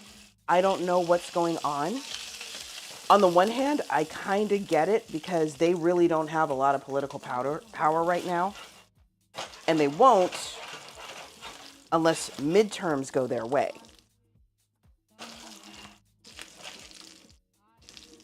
So I'm hoping the rest of the U.S. finally gets their heads out of their butts and does the right thing for once. Ooh. Okay, that's going to go over there because that's starting to smoke and I am hacking up a lung. Okay, so now I've got 3 plates of meat that are finished. That's pretty much all the cooking I have to do. I'm half tempted to cook some cauliflower rice, but I'm not going to do that because if it takes longer than I expect, then I'm going to be mad because it'll spoil. I'm okay with this, Lil Mama. I am so okay with this. Like, it's funny. During Obama's term, I saw a lot of Bush memes saying, "You miss me yet?" And I'm like, no, actually, we don't. I'm living my best life under this administration. Try again. So, yeah. But at the very least, we got to hold on until midterms and see what happens. Again, the people who were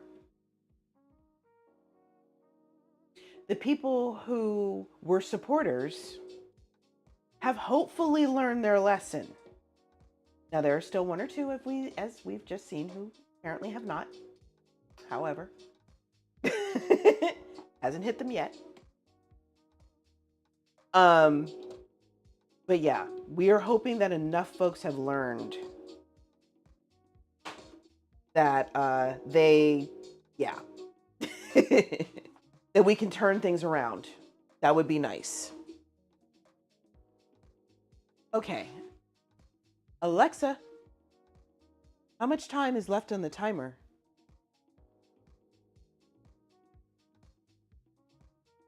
Okay, 6 minutes left. All right. It's boiling, but it's a calmer sort of boil. You know, I have heard enough stories that make me hope that they have. I would hate to be proven wrong, but it is entirely possible. But and I will say this too. The whole thing that I'd said, Pook, I have a t-shirt with Obama wearing a Superman style shirt in the Superman pose. It was drawn by Alex Ross, who was one of the artists for the Superman comic. So Kamala's pretty and smart and local. Anyway. And you know, that was the day that JD asked me to be his Michelle. So, but yes. You have one too? Okay, see, I don't feel so bad. It was sweet. But yeah, so what I'm hoping is that is the case. We will find out. And that was the other thing about that whole 92% situation. When people turn inward, they also have a tendency to lash outward. So they will blame everyone that they even remotely think had anything to do with the situation. You have a book. Wow, I didn't know there was a book. And that included the women who were half Latino in my hair group. They're half black, they're half Latino, and they are getting blamed for the results of the election. I'm like, you realize they had nothing to do with this, but people were too angry to listen. So a couple months later, I posted and I was like, look, Afro-Latinas, you did not deserve what you got in this group. And if you are still being quiet, I can't blame you, because people said a lot of stuff that you didn't deserve. You had nothing to do with the election. If anything, it was like your fathers and your brothers and your uncles who made that bad decision. And I'm sure you were pulling a Cassandra and trying to warn them, but they didn't listen. Had nothing to do with you. So I am sorry for that. And I got a couple of, likes and hearts, because I'm sure there were some folks who might have actually left the group after that. Right? If there were a survey saying that, black men had voted for Trump, I'm certainly not going to blame JD for that. That wasn't him. So, okay. So according to the statistics, and I'm trying to remember correctly, no, I'm wrong. I'm sorry. Hispanic men, white women,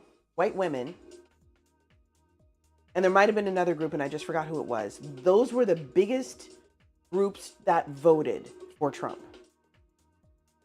Now, Afro-Latinas were nowhere in that list. Black women were nowhere in that list. But in my group, they were blaming the Afro-Latinas for how the election went, even though they had nothing to do with it. Which is what made me mad, because I'm like, come on, y'all. If you're gonna fire on a target, find the right target. They had nothing to do with this. Anyways, they Afro-Latinas had nothing to do with the election. Black women in my group were blaming the Afro-Latinas for the results of the election. So, yeah, the black women. It makes no sense. Yeah, it made no sense at all. Okay, so I have a bag of chicken in here.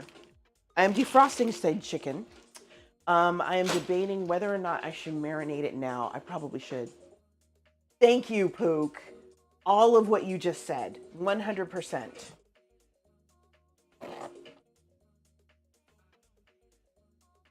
Okay, so now what I'm gonna do, I still have a few minutes left.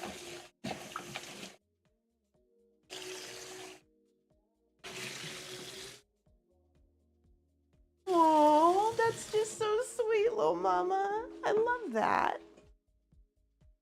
That's wonderful.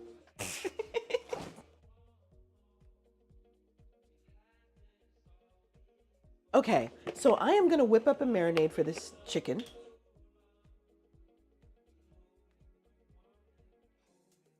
And unfortunately, regular is right. When you don't have a lot of power, you are going to vote for either something that will give you power. Something that will give you power, however that turns out. If your partner, if your partner's group is the one that has power, you're going to vote for things that are in their interest because you're hoping they will look favorably upon you. Forget everybody else. It's all about you.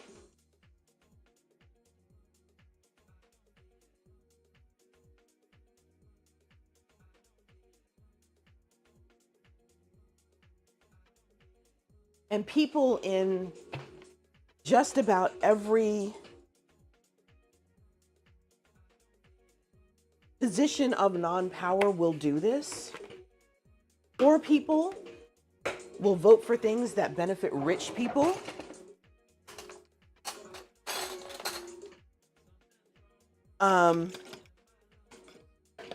Just stuff like that.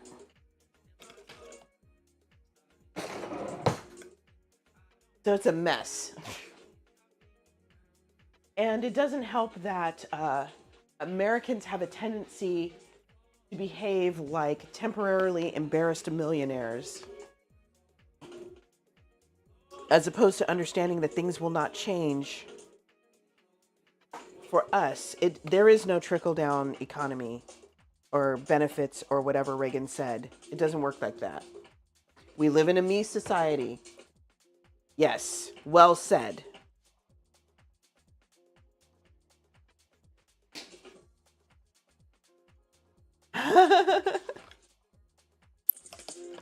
Pook, I need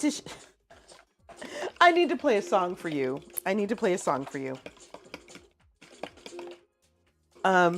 After I finish with this, I think I will go ahead and play the song.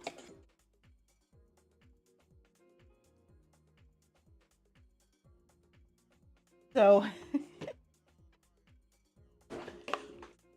uh-oh, my alert's going off. Alexa, stop the alarm.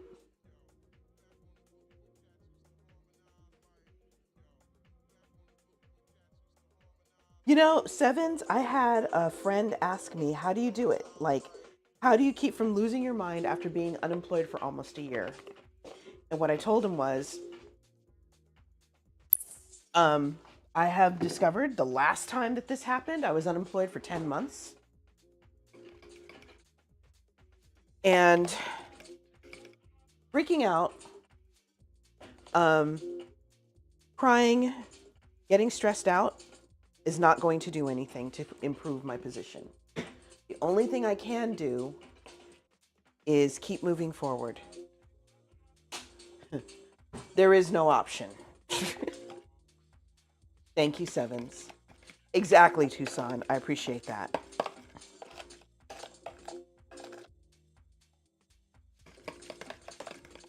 Okay, so this is my version of buttermilk.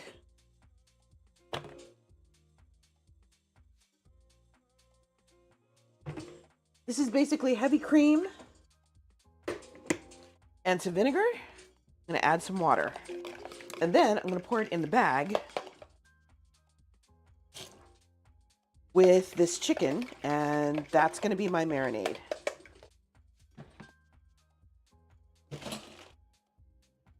And then this all gets shoved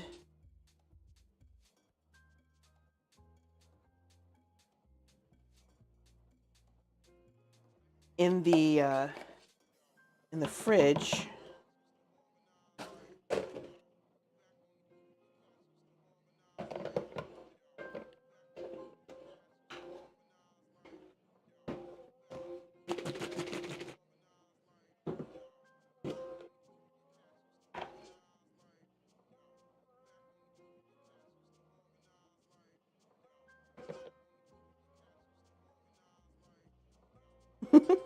I appreciate that.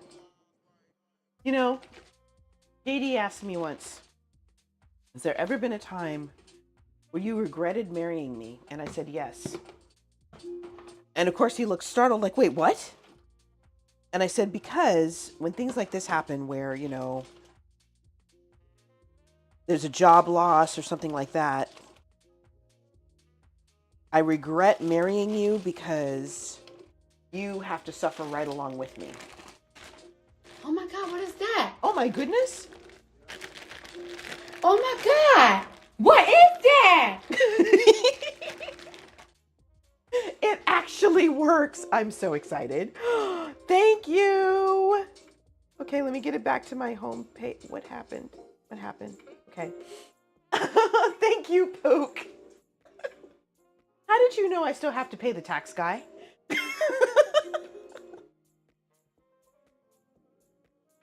I appreciate that. Thank you. Oh my goodness. So yeah, I was like, you're stuck with this. Like, if I lose my job, we both suffer. If it was just me, I would just be worried about me and the cat. But you don't deserve that. You don't deserve to have to deal with this. And he kind of breathed a sigh of relief and told me not to worry about it. All right, y'all. My chicken is now marinating. I'm going to stick this in the fridge and let it do its thing for a while. Actually, you know what?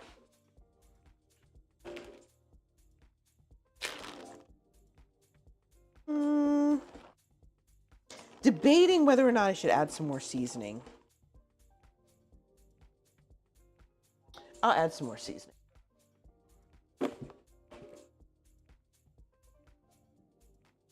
So y'all, how do you like my new hype train notification? I created it and I was like, I'm never going to use this. Sleep well, Poke. Thank you. You are amazing and I adore you. It does. You are right. You are right, regular. The problem is, love you too, Pook. You're such a sweetie to me. The problem is, if both of us lose our jobs, then that makes covering expenses much more difficult. Because I am the only one making any kind of income, all of the expenses have fallen on me. And you know, I know this is going to be temporary, one way or another. God willing, JD gets a job come Friday. I don't know, it would be nice.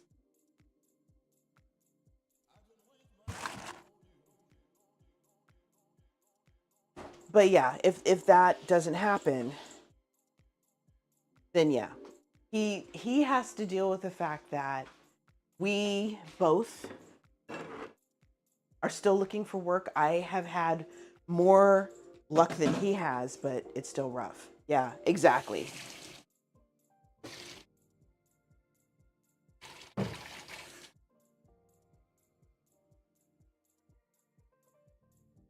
Okay. So the meat has cooked for an hour. My preliminary work for breakfast is done. And then from this point on, as far as breakfast is concerned, all we'll have to do is throw together a bowl with some meat and maybe some vegetables. Not quite sure what we're eating, but I get the feeling I'm going to be going to the store tomorrow and picking up some spinach and cooking that. We'll see.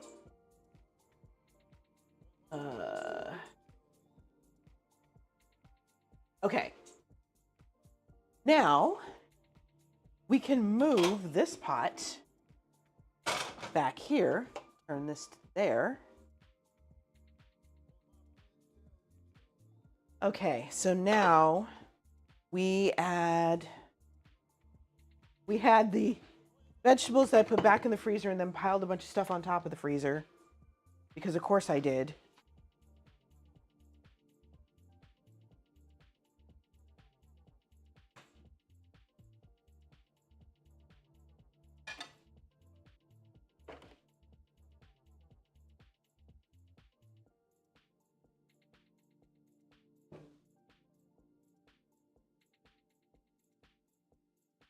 Probably don't need any more salt.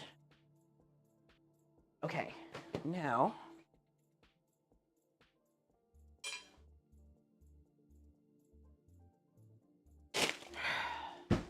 Okay, so the recipe calls for Mexican mixed vegetables. This is basically what they're talking about, except this doesn't have any red peppers in it. Thank you for the level 2 hype train. We now have a new emote, y'all. Der Meister! Hello, hello. So I'm going to add a couple of handfuls of this. Woo!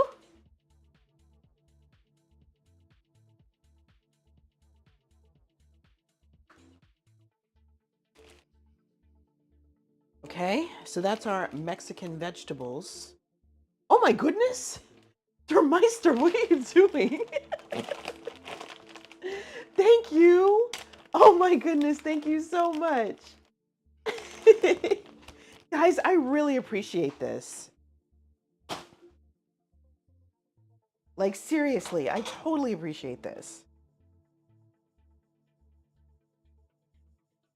I could make an attempt to be demure and say, oh, you don't have to do that, or well, just stop it. No, not gonna lie. I need the help. And thank you for that.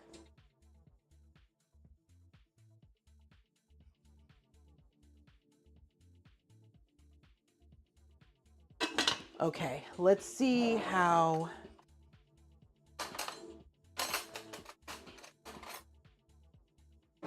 Apparently, gosh, you guys really do care. That means a lot to me. Thank you.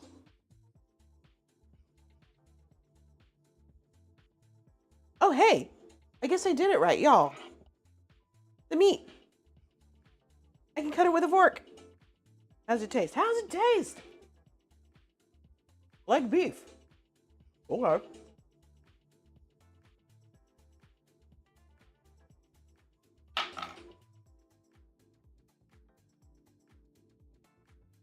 Okay.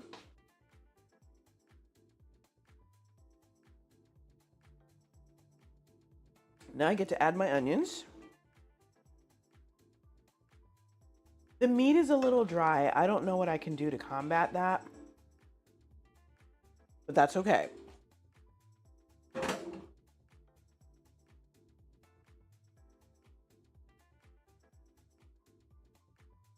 Okay, so I have my turnips, which I inadvertently cooked to a moosh. That was not my intention.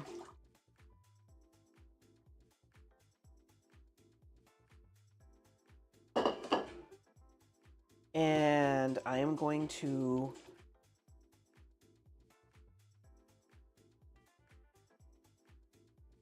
continue to drain them, get all this water out. Hello, Sauvage. How are you? Nice to see my people in here.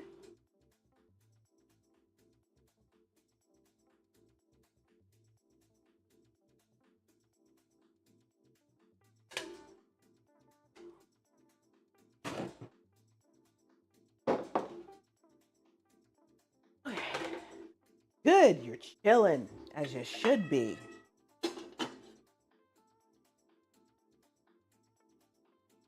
Magic borscht. They say the magic borscht was. I'm gonna go ahead and add my tomato paste now. Oh, lime juice. That's what it was.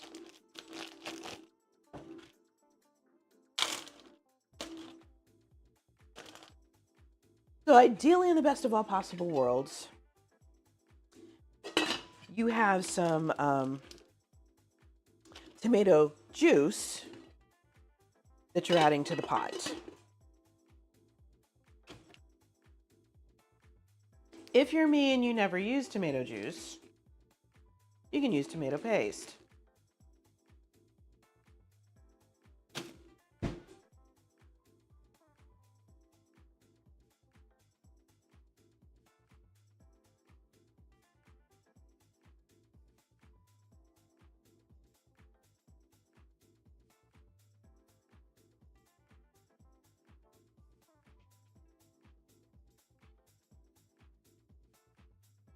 Interesting.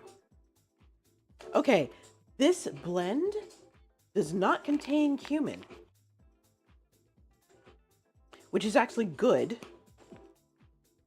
because cumin is one of those things that weevils really love, and they will take over your entire pantry to get to the stuff with the cumin. However, I'm still erring on the side of caution, and I'm going to put this in a Ziploc bag and store it over here so that the weevils don't get any ideas.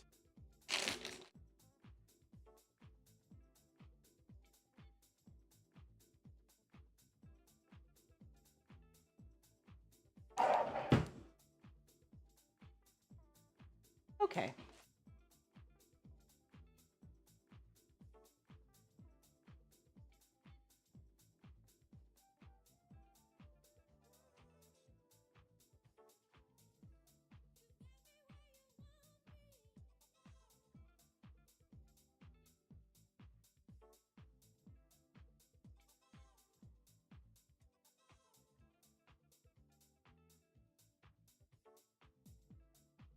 Okay, so that's happening. I'm gonna give the onions a chance to soften up, and it should go fairly quickly after this. I'm not gonna need half an hour to cook the potatoes because they're already done. Right? Weevils suck. I detest weevils.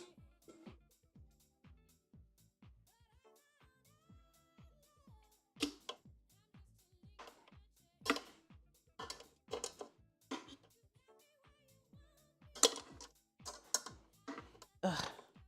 My cord got stuck, y'all. Come on. Let go. Let go. Are we letting go? We're letting go. Okay.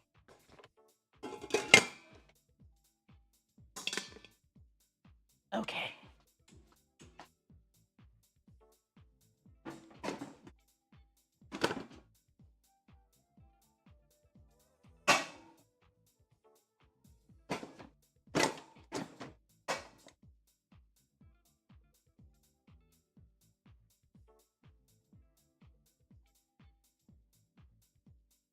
Mm-hmm.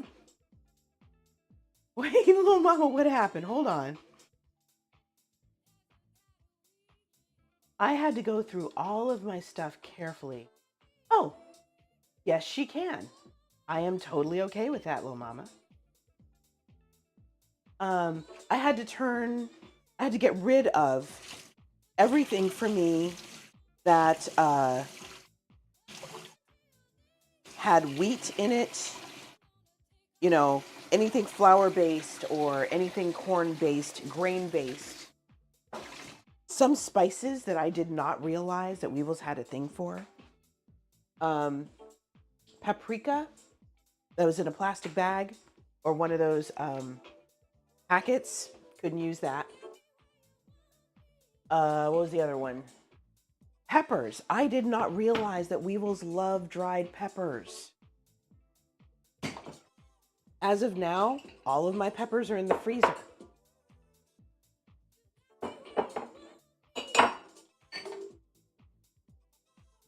So yeah, it's been an educational opportunity. I don't keep oatmeal over there anymore. Yeah, it hurt my feelings.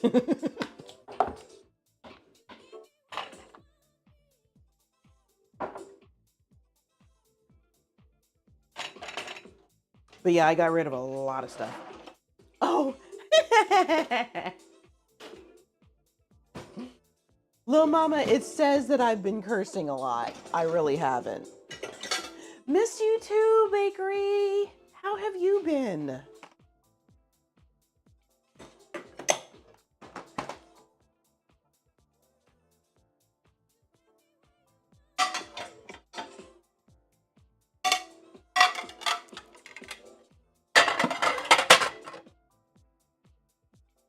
You had a good day?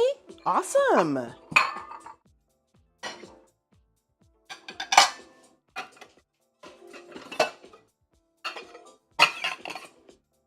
Tell me more, tell me more. Did you make up some sales? Tell me more, tell me more. Can't think of something that rhymes with sales. Anyway.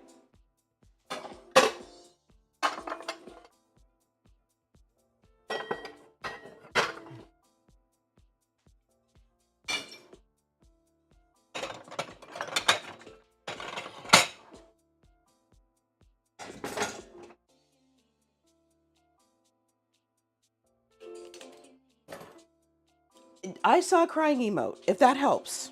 I did see a crying emote.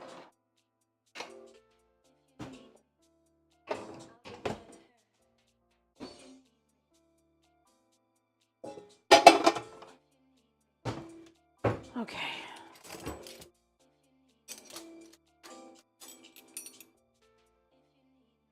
Y'all, I got a chance to see Diana Ross perform this at a concert she did in Central Park, like literally a concert in Central Park. Now I wasn't there physically, but it was a televised concert. And I didn't realize what a banger this song was. Lil Mama, what can I make for you?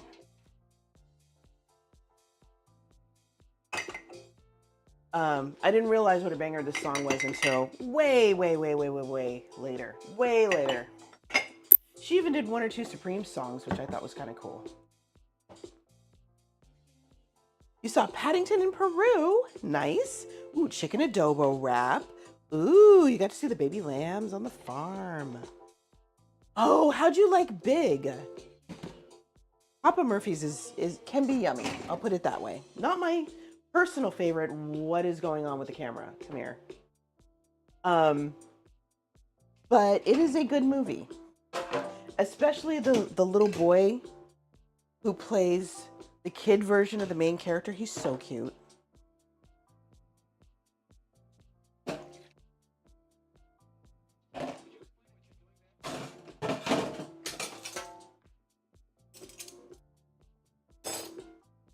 Ukrainian borscht soup for Thorin. Yes. She shall have it. That means I have to go to my friend's house and get some more sorrel, but she's more than happy to share. You were the only ones in the movie? Really?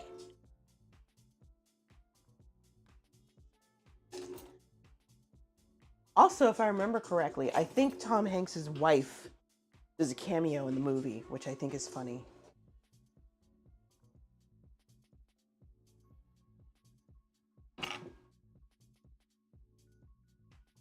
Lil Mama, do me a favor. I believe I have a section now for food requests, so go ahead and throw that in there.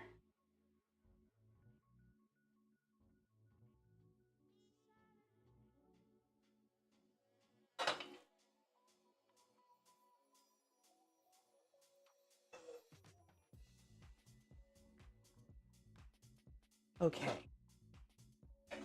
Gonna cook a little more.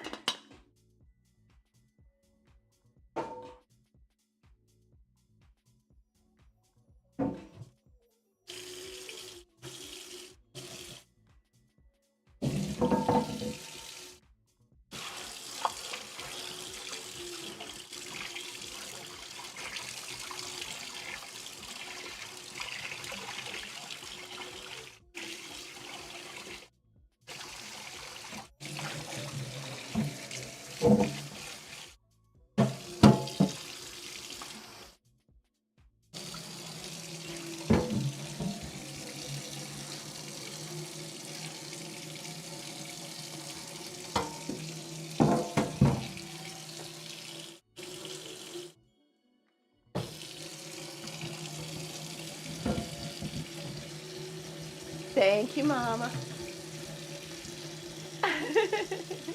Now, to be fair, Bakery, I am making this with beef and not goat. I had a bunch of goat broth that I was trying to get rid of, and someone suggested this soup. And I'm fairly certain that the goat version is superior to what I have here. I'm just going to own that.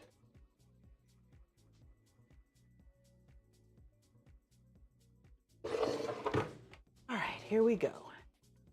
Put this in here. That goes there.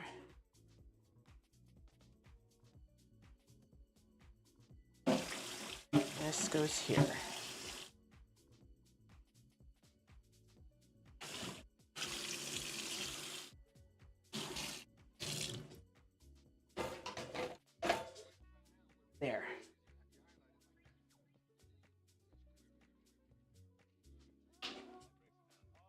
Okay, we don't need to cut anything else.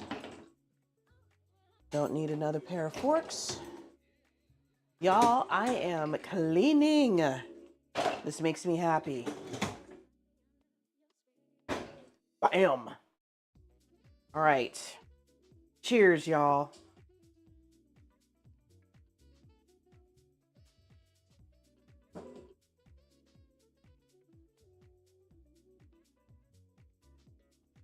Okay, and we're back. All right, y'all. I think this is more or less done. Now, one last thing we need to add. Some lemon juice. I don't have any chopped parsley, mainly because I'm too lazy to go get any. I mean, this is the second recipe in a row where that has actually asked for chopped parsley. I'm like, see, any other time,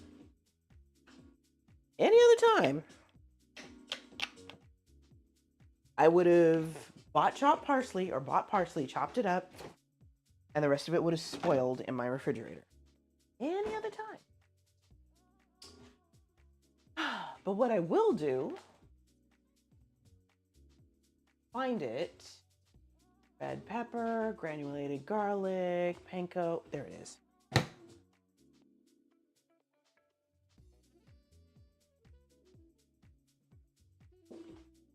Hey Diego, how you doing? It's been a while, my friend. Okay, Diego being here just reminded me of something. We're gonna let it marinate just a little bit longer, Tucson, because now that I've added the lemon juice and this parsley, we're gonna wait for the flavors to start combining and pouring in. And I'm gonna pour some more water off of this stuff. Did I mention there's a lot of water in turnips? I didn't realize there was this much water. But to be fair, these overcooked and I ended up with a bowl of mush. So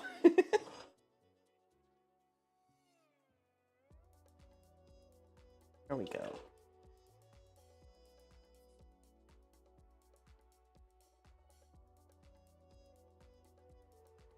Nice. How has that been working for the local fire department? You have made mush lots of times. And you know, to be fair, mush is one of those ugly, delicious kind of foods, right? You can make some tasty mush when you want to.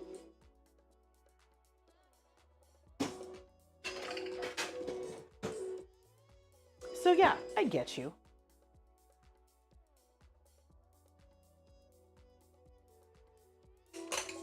And it doesn't have to be pretty, it just has to taste good.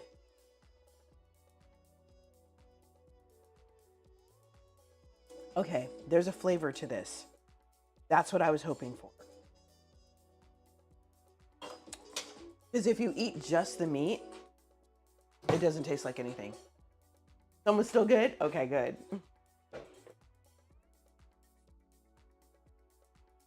All right, y'all. Let me put my stuff away. Ouch. We're gonna give this 10 minutes.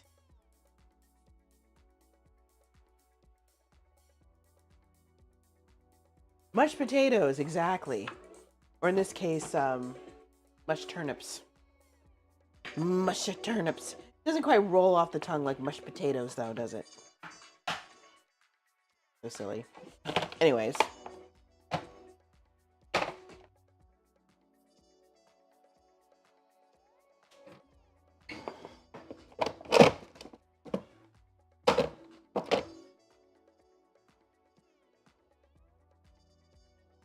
Thank you, little mama. So y'all, okay. Tomorrow, you'll get to see me at PGG's. Ooh, spicy chicken and soup with salad. That sounds yummy. So tomorrow you get to see me at PGG's. Because we will be doing I will be with them for stream. Saturday, you will see me as part of a raid train with Michelle and her friend Crystal, both of whom are streamers, obviously. And it is our Women's History celebration. So each one of us is making a family favorite from the women in our family. Crystal is making lumpia. Michelle is making shumai, I believe. And, oh, goodness. And I will be making smothered chicken. I already texted my mom for the recipe. That's why I'm marinating the chicken now. And then Sunday, you will possibly see me again. Only this time, I will be streaming. Some of you who have been with me, Diego might remember this. A friend of mine that I went to visit who is a professional chef. Yes, she is. And I'm sure he's going to love it, Lil Mama. So he and I and a friend of ours are going to be making hot sauce. This man makes hot sauce that is so hot, it can corrode the lid of the jar, of a mason jar. That's how hot it is. Now, all that said, I'm going to attempt to do another citrus hot sauce, probably orange again. This one won't be fermented, so you'll be able to use it right away. I'm not quite sure how that's going to taste, but we'll see. We'll find out soon enough. So yeah, y'all might get 3 days of me. Cheers.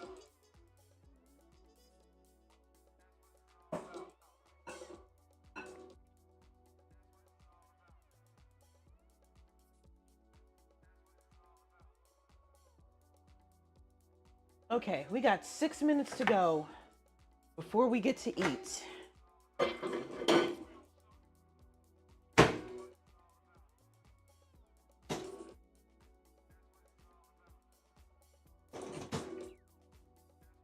Ooh, surprisingly, the acid is mid. It's not super acidic,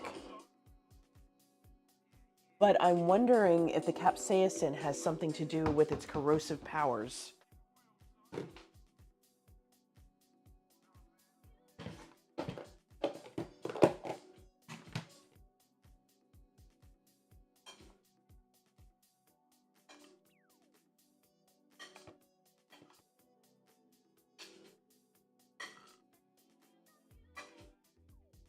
Chorizo is tricky, y'all, because you can't really tell when it's done. It's just, when stuff starts burning, that's how you know. Lamb lasagna with vegetables and cranberry sauce and roast cheese potatoes. That sounds so good.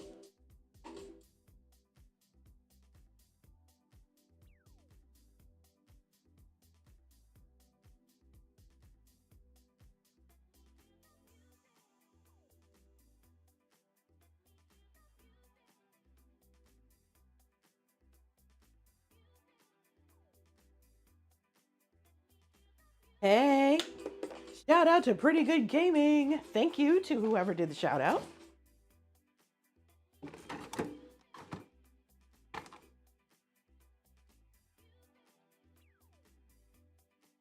Y'all, I just realized I have a lot of meat for these breakfast sandwiches. And we don't have any vegetables. Oh, you're a part-time chef on weekends. Well, that explains a lot. You did, my dear. You absolutely did it correctly. Well done.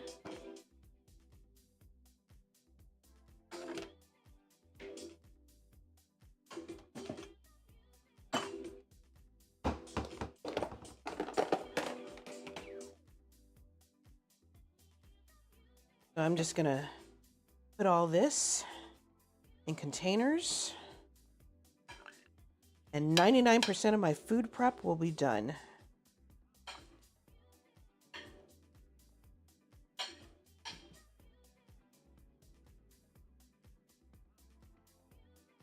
It tastes like breakfast sausage with a mild taco seasoning. Mild, very mild.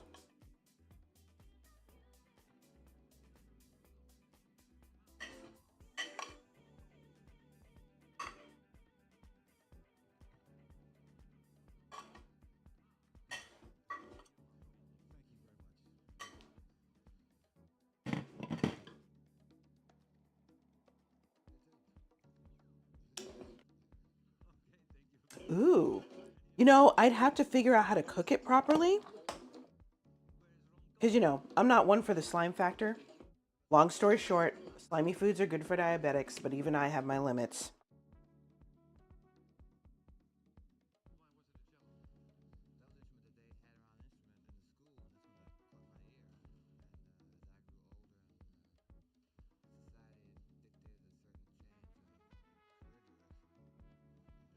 Yes, it is. Diego, that's one of the best things you can do.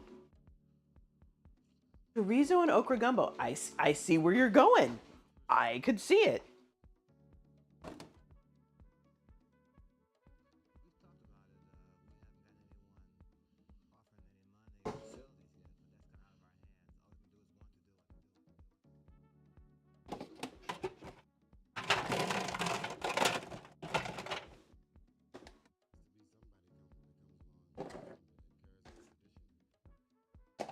This lid is too small.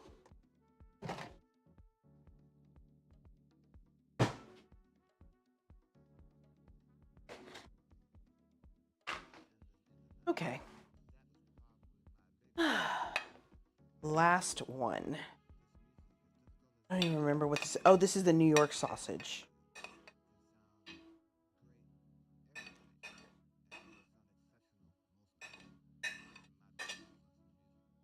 Here we go.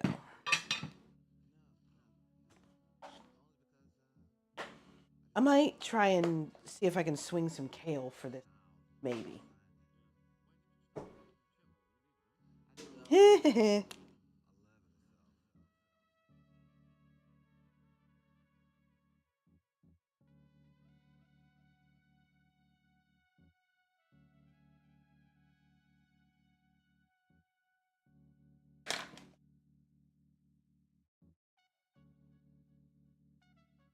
And to be fair, most breakfast sandwiches are made with cheese, meat,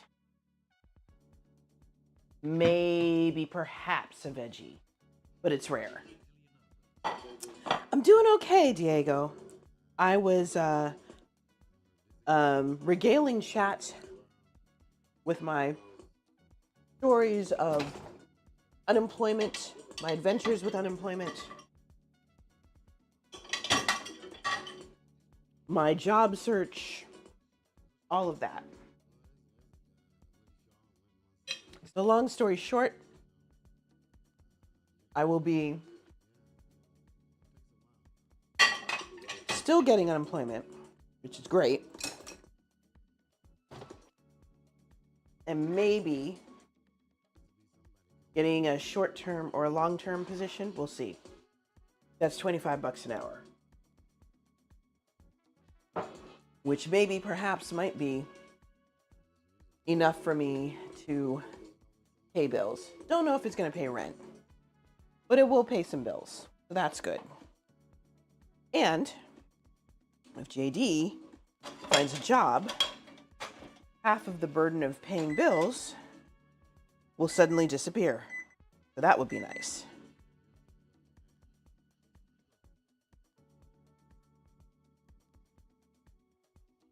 Right.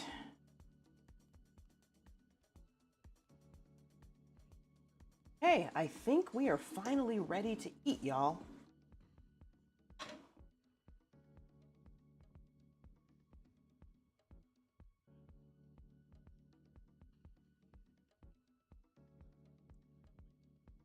Okay, so let's do this.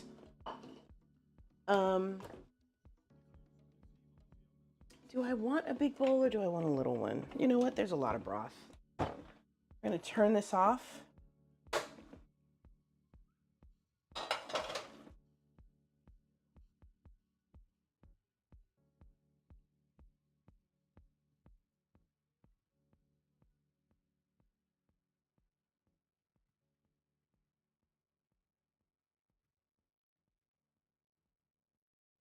What's funny is the turnips disintegrated so thoroughly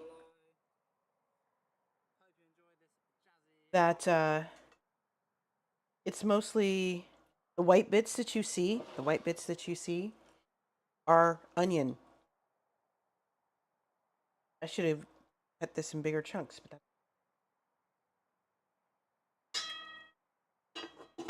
okay, y'all, let's try it. Let's see how it is.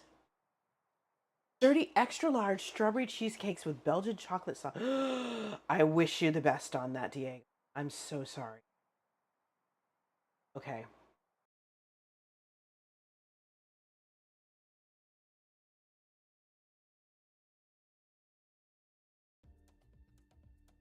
All right, let's try it. Let's see how it is.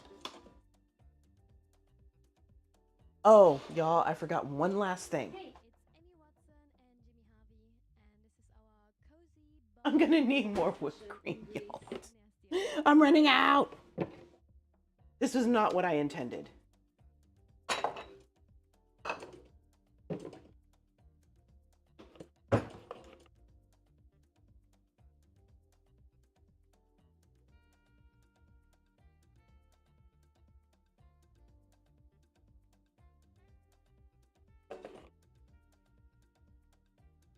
In a way, this is good because I know that soup is scalding hot.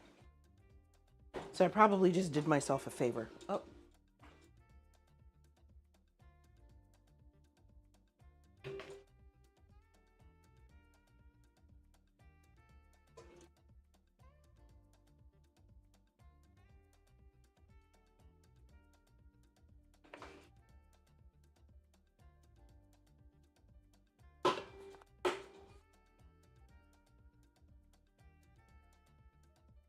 $300 banana bread puddings in one day.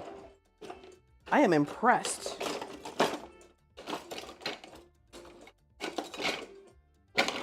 Hi, Splits.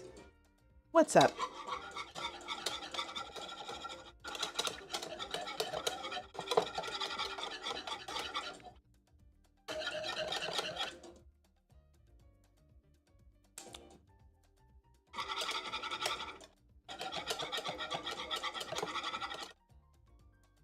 Okay, so this is going to be my version of sour cream, but I'm also going to cheat.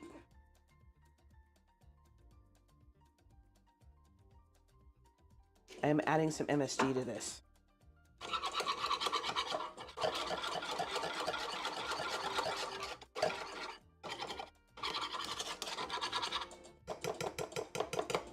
All right.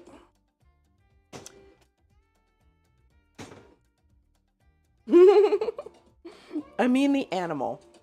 To be fair, this does not contain goat. It has goat broth, but no goats, or at least their meat, was harmed in the making of the soup.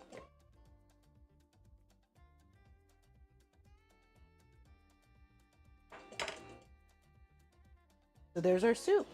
Check that out. Looking pretty good, man.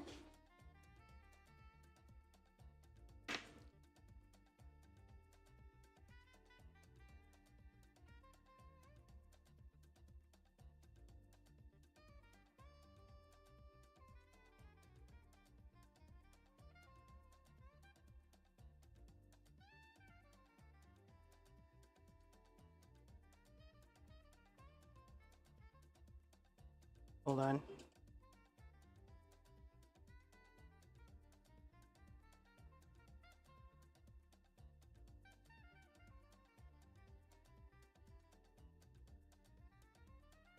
Okay.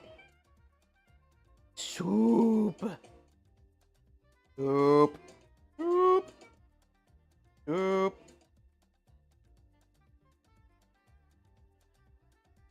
Soup. If I thought green onions had a place in this soup, I would totally put it in there. But it doesn't, so I won't.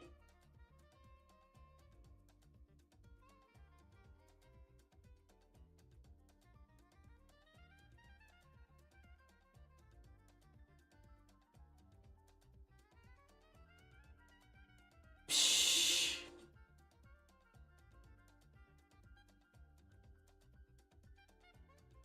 Y'all, I'm gonna have to do some mod action of my own when I get off the stream. We've got a few fanatics on the webpage. All right, cheers, y'all.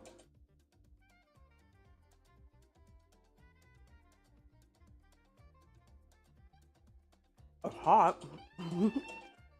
Mmm. Is that good or bad, Splits? You can't tell.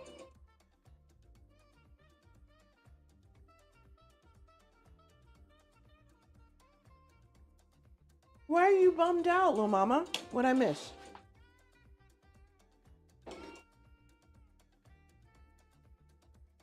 Ooh, the Juno Awards are there on Sunday. Nice.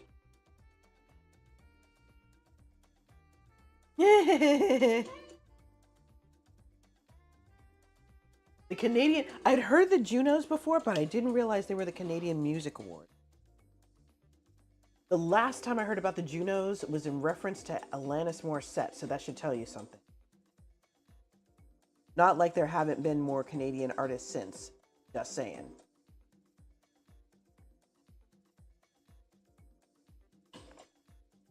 Mm-hmm.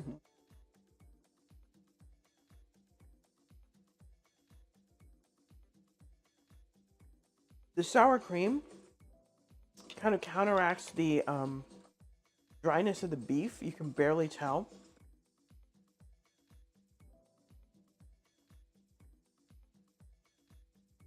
It's really good, you guys. Even though I had to make a bunch of substitutes, totally worth it. Cheers. All right, y'all. That's it for me for today. Oh. Well, A, the question would be whether or not she would be interested in collabing with me. And B, remember, I have done collabs with people who are not family friendly before. I just have, like, Maria from 2 Girls, 1 Game. I have a little banner running on the bottom. This is something along the lines of something like either this chat is PG-13, please behave accordingly, or something like my collab partner is for mature audiences only, viewer discretion is advised, something like that. So I have ways around that. I'm not going to tell somebody what they can and can't say when they stream with me, but I won't say it. All right, y'all. Let's see who's on.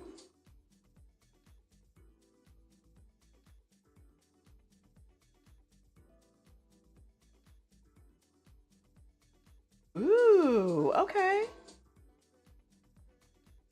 Robot on Coffee seems to be right at the midpoint. I remember Susie Vidal. Oh my goodness.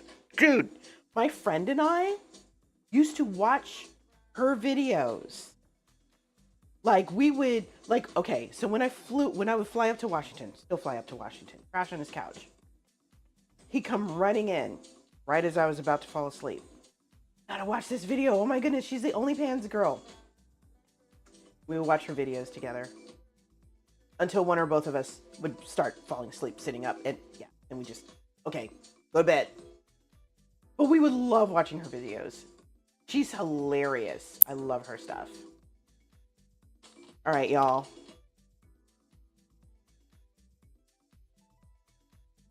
Okay, folks, we are gonna raid Robot on Coffee, who is just about to add chocolate to his chili. So he's not quite done yet, but he is getting close.